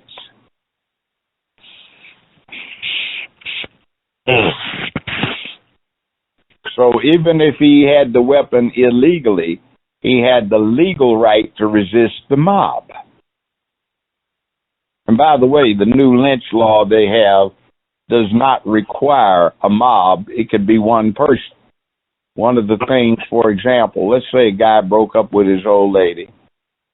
This guy that called you threatening you, and he and his old lady break up, and he's at a club dancing with this hot babe, he thinks, short skirt on, big boobs, even though they're implants, all made up, looking foxy, and they're dancing and exchanging a lot of tongue with each other, and then he notices this thing is getting a hard-on. So he says, wow, you a dude, man. And then he busts him in his mouth, bloodies his lip, or knocks a tooth out, or breaks his jaw. Under the new bill, that is now a federal lynching case, which involves the feds and the FBI and the prosecution, even though it's just in a bar. See. That stuff is crazy. I know people on edge after this pandemic stuff. It's like people like mental health. It's mental health month, right? You know, it's mental health awareness month, May. Yeah. But now notice the shortest month of the year, February, is Black History Month. Right. How come we don't have the longest month of the year to commemorate Black history? And not when somebody... See, and the other thing bothers me about Black history.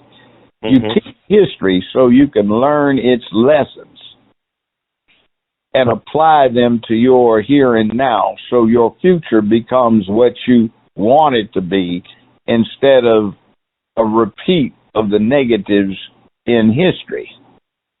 We study so-and-so danced here, or so-and-so threw a baseball there, or so-and-so invented a stoplight. So what? Big deal. What does that have to do with the plight of us walking from our front doors to the corner store or driving over there where we live right now? What does that have to do with our lack of exercisable political power? I didn't say lack of political power. I said exercisable political power. What does that have to do with why some of the people that have been ripping us off that we entrusted with public office are using it for nothing but personal gain? Why is it that our schools can teach a secular religion, the LGBTQ cult, but they can't teach Christianity, Judaism, or Islam,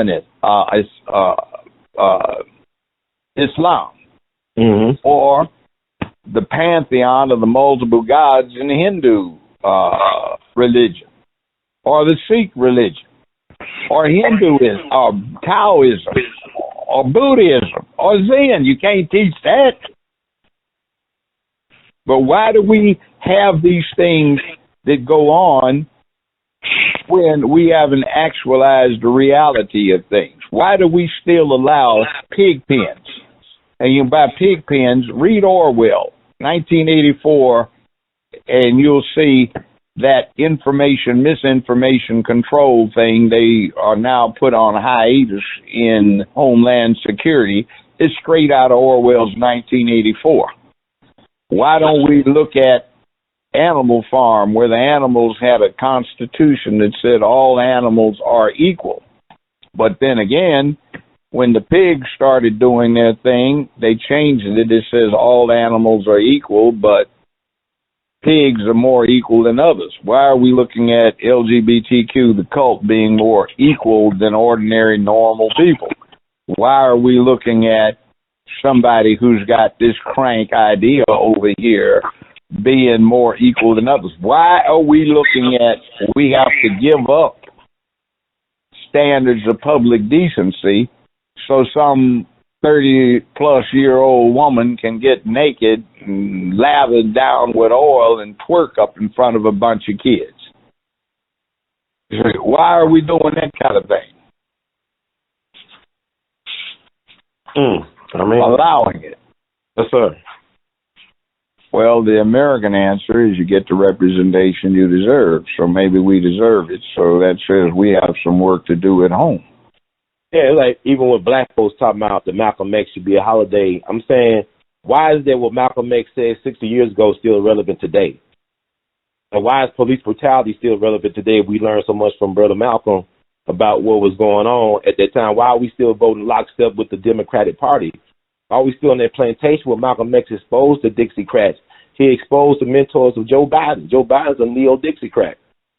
And he told us about that. Yeah, we talking about we love Malcolm. And we want party and bullshit. That's what we want, party and bullshit. 1972, I was outside the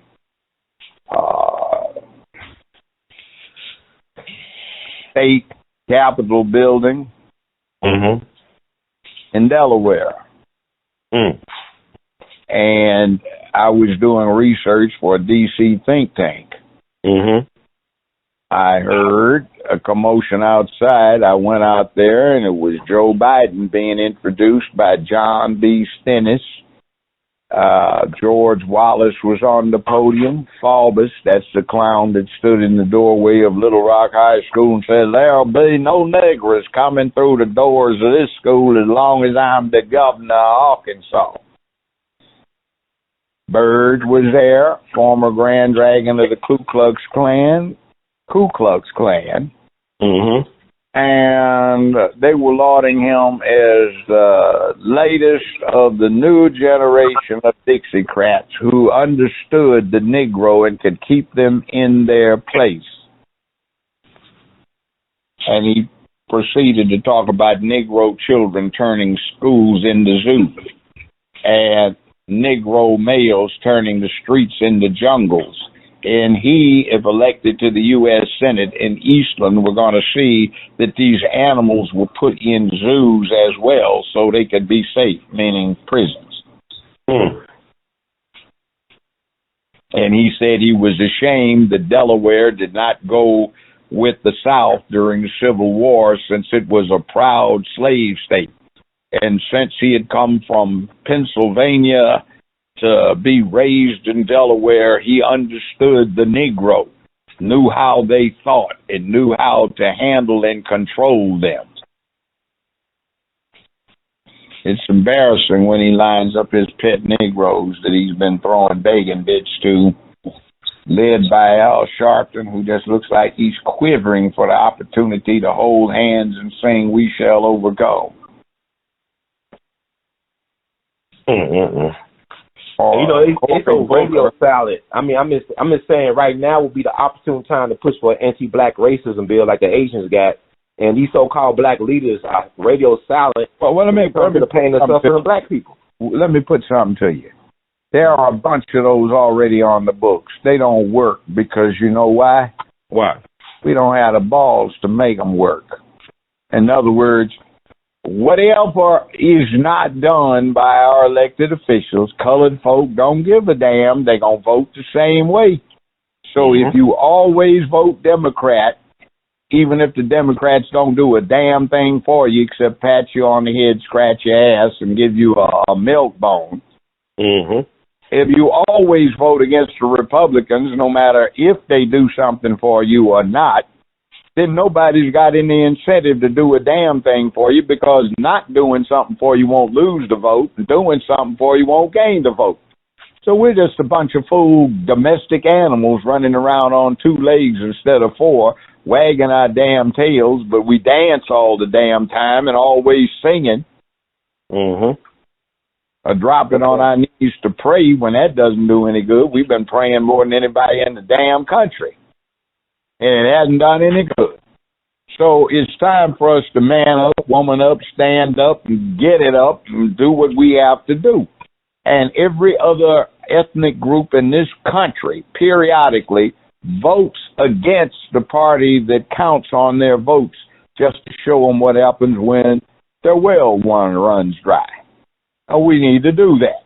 Yes, sir. I don't care whether Republicans have a platform that even sniffs out the colored problem, even remotely said, it can even be negative. Just vote for them, damn it, and vote against the Democrats, so the Democrats say, wait a minute, we were counting on that. Wow, what happened? Oh, yeah, we lost the colored vote. Excuse me, the black. And you guys call yourself Africans Americans still, you know? We lost that vote, man. Maybe we need to do something about getting it back. Or the other side, Jesus Christ, Tommy, we picked up all these black folk. Hell, maybe we need to get them some attention so we can own them for a little while, or at least rent them. Hell, boy. Goddamn Democrats been owning them niggers black people for the longest damn time.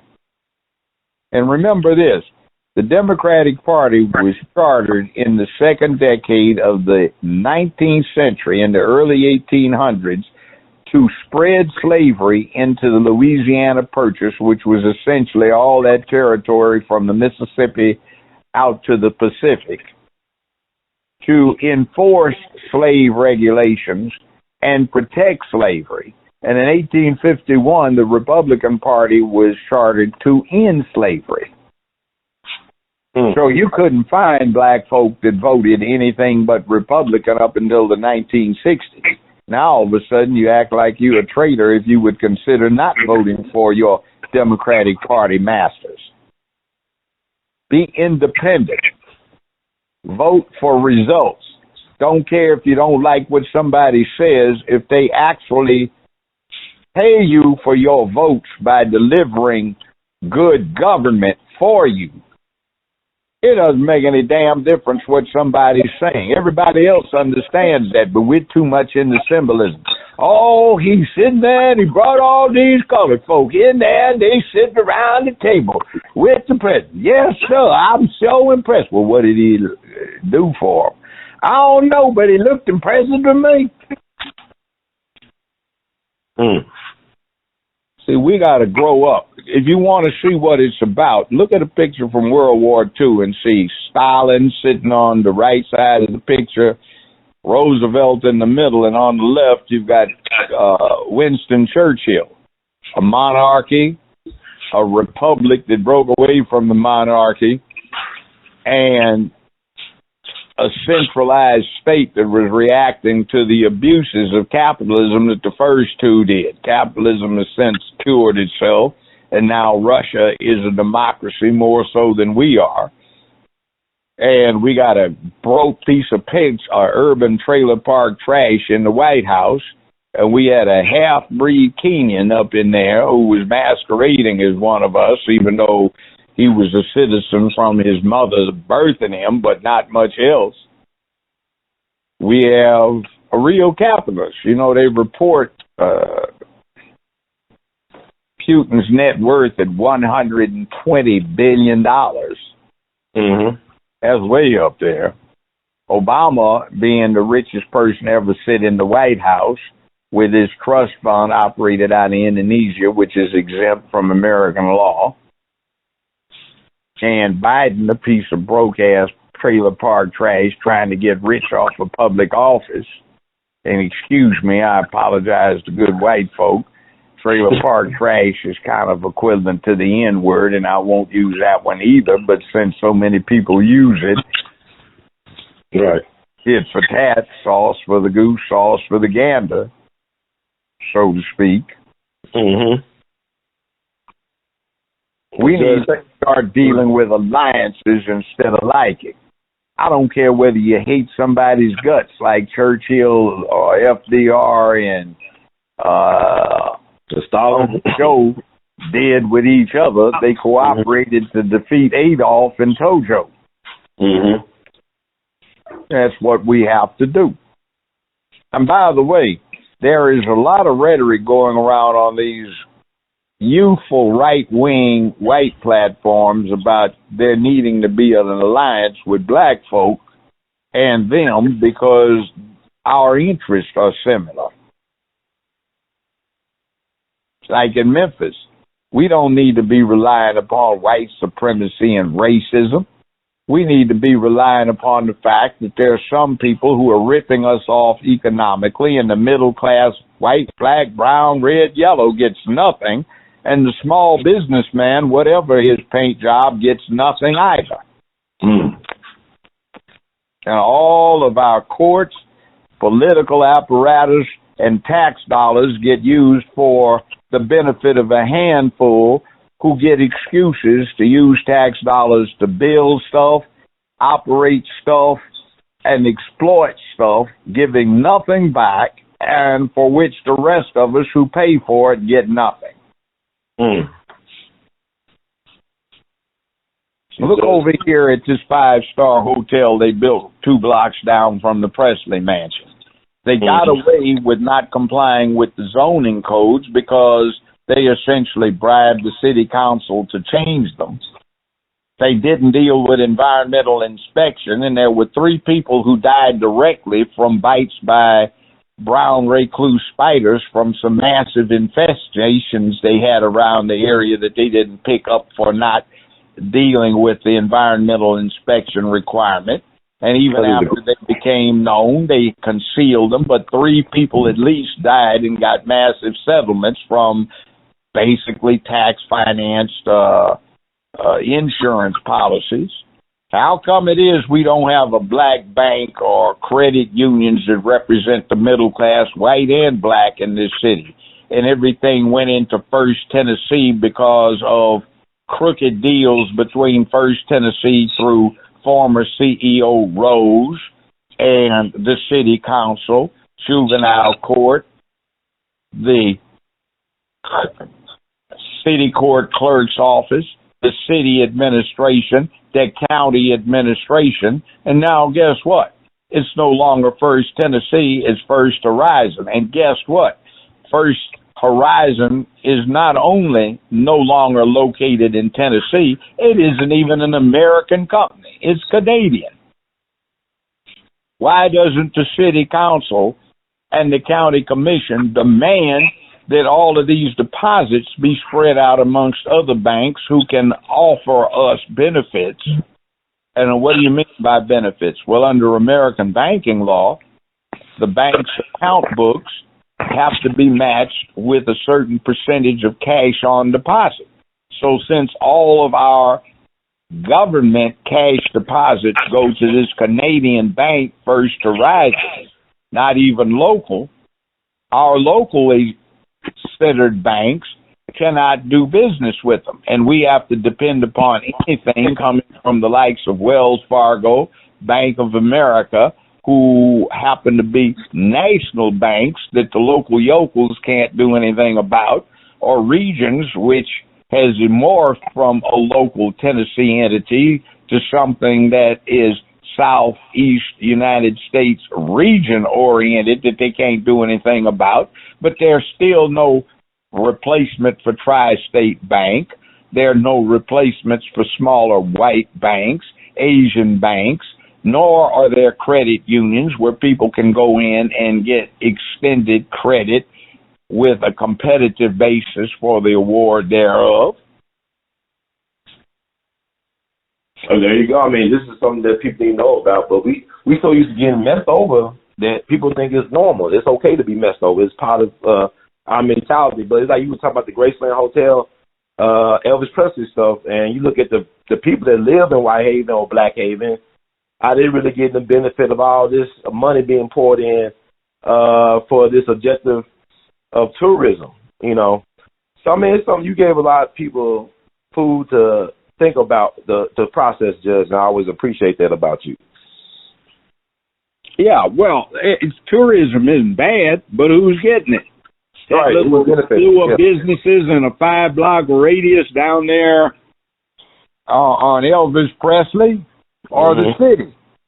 Because the deal with the extension of benefits is 4 to 6% of the net is supposed to go back to the city if any of the businesses get any of this city money or county money, but their accountants zero it out, so there is no net.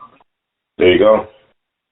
And then it's not small business anyway that's getting it. These guys are struggling. But what about using some of that money or taxing the Presley estate properly so that it goes back to the citizenry? That was a great point, sir. And the other damn thing is, Chip Moman got the city to pay for a whole production studio and all of the equipment back when, and then he was too drunk to operate the damn thing. But how about Stax? How about the fact that we've got all of these modern entertainers ranging from Justin Timberlake to Drake around here, and none of that goes to subsidize them?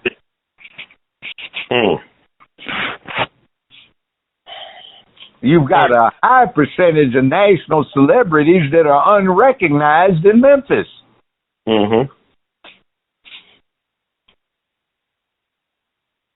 I could even include myself in that particular category. Yes, sir, most definitely. I mean, most people don't even realize this. For the last few years of my show, it was either the number 1 or number 2 daytime or overall syndicated shows in America. I was beating Oprah every week. Slaughtered Phil. Judge Mathis was way down in 152, 149 in ratings, and I'm number 1 and number 2. Maybelline didn't even get the charts. What's her name? Ellen DeGeneres was Superstar. But she was way down number 380 something. But you got a local celebrity and you want to act like he ain't crap because he's trying to tell you like it is. And I didn't get that way by faking it. It's like myself, Dr. Cosby, a few other people. Chappelle, a few other people. We try to tell you the truth. Right. And remember, we used to go in and spend a lot of Sundays sweating our asses off, sitting up in church while we got preached to about sin and wrongdoing. And now nobody talks about sin. We got not all of them, but too many pulpit pimps up there trying to preach redemption because of belief rather than because of action. What the hell is going on with us? Yes, sir. You can't talk about somebody and shame a full-grown or even an adolescent into behaving well. As we can't deal with shame. Shaming is so bad. Oh, my God. No, we need to shame people. That's how you get people, humans, to conform to those standards that we impose on ourselves and each other so that we operate as a harmonious, tolerable community. But we no longer are supposed to impose standards on ourselves. Do your thing. Or they have a right to do whatever they want to do. Well, yeah, but how many people get hurt? And why should you not be shamed into doing what is appropriate and decent and approved? You know, Memphis, Shelby County, Tennessee. I'll leave you with this last thing. If you're a young person, are you anxious to leave? If you are a grown person, are you anxious about whether your children are going to want to leave? Or are you a senior citizen who's worried that your children and now your grandchildren have left or want to leave. How about let's do something to make this a place where we all want to stay so it becomes one of the biggest cities in America in 100 years, one of the most prosperous, well-run, most ethically run places in the country, and becomes a mecca for everybody. How about that? And first off, start with yourself, improve yourself so you will be deserving of good governance.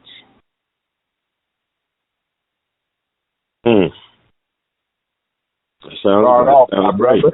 They need to listen to you more often. And I tell you this, there were a whole lot of white people walked up to me at that barbecue contest and said they listened to We All Be. I know almost what type of list. I told you I went to those Nathan Bedford Forrest birthday parties, the last 3 they had before they removed the statue, and they knew who Brother Ron was. I was like in the Lions Den. They offered me watermelon and water. I didn't want to take it though. I appreciate it. I'm just trying to get y'all point of view. But, well, I tell you something else too about Nathan Bedford Forrest. I researched. It's been a long time ago, but I did do the research. The actual records that were in the Library of Congress. Do you know which employer in the South paid the highest wages to his Negroes after the Civil War? Nathan Bedford Forrest. It was so astonishing that they actually wrote him some letters that he had answered. He wasn't really literate. But he answered the letters, and he said, because now that they're free, I want the best work out of he said, so I pay them better than anybody else. Wow. And, he still got a town over in Arkansas named after him where your friend who owe you $5,000 was born and raised. Yeah. So, then they got a 2,000-plus acre state park named for him in the state of Tennessee. So what did it solve by removing those statues and whatnot and removing his body from Union Avenue? It ain't solved our problem. Well, let me tell you what it did. It allowed, the scam was that you could not remove them from a public park. So the scam was a certain individual, hell, I'll call his name out, Van Turner. And I'll call the other name out, Tammy Sawyer. We're on the county commission. And they passed a resolution to sell it. Well, Van Turner, who is a lawyer and ought to know good and damn well what ethics is about, he formed a private corporation that's chartered to, quote, run city parks. Which city parks?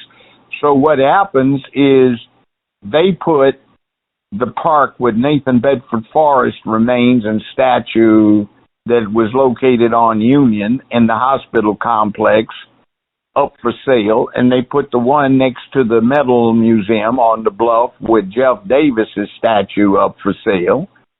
And without a bid, the corporate entity that Van Turner started bought it for $2,500, meaning the one on Union, and bought it, meaning the one on the bluff, for $2,500.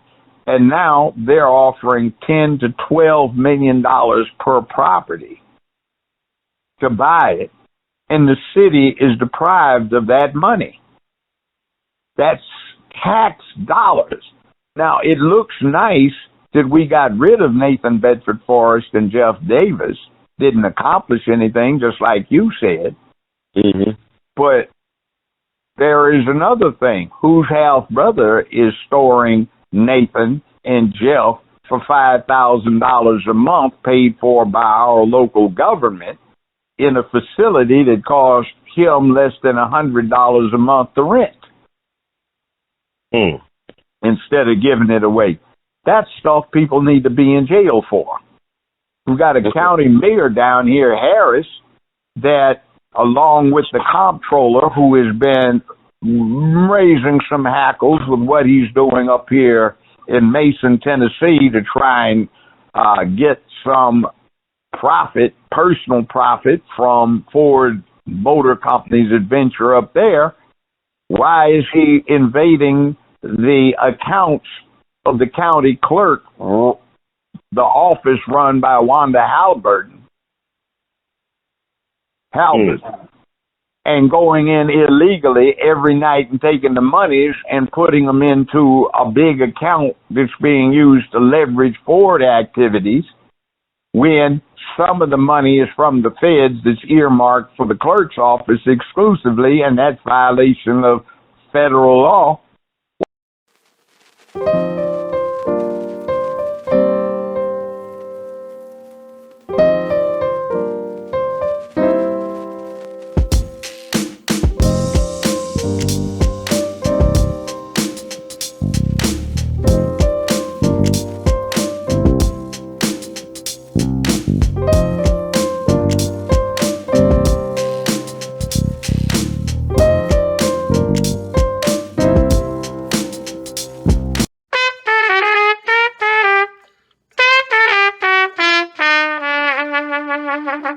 Hey, everybody, this is Brother Ron.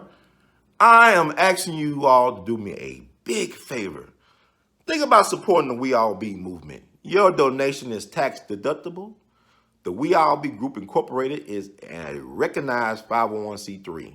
And I'm just asking you all because I want to keep on bringing y'all quality work through the way that I know how to do best. And I'm going to sing my praises and toot my horn. A lot of y'all were not hip to Dick Gregory until Brother Ron brought him on the We All Be platform, until that Django review we did. Y'all seen another side of Judge Joe Brown, and Judge Joe Brown's message has been amplified. But it was We All Be that brought Judge Joe Brown to y'all back in 2014. And so many others. And we covered so many things. So help us out so we can help you all. Peace.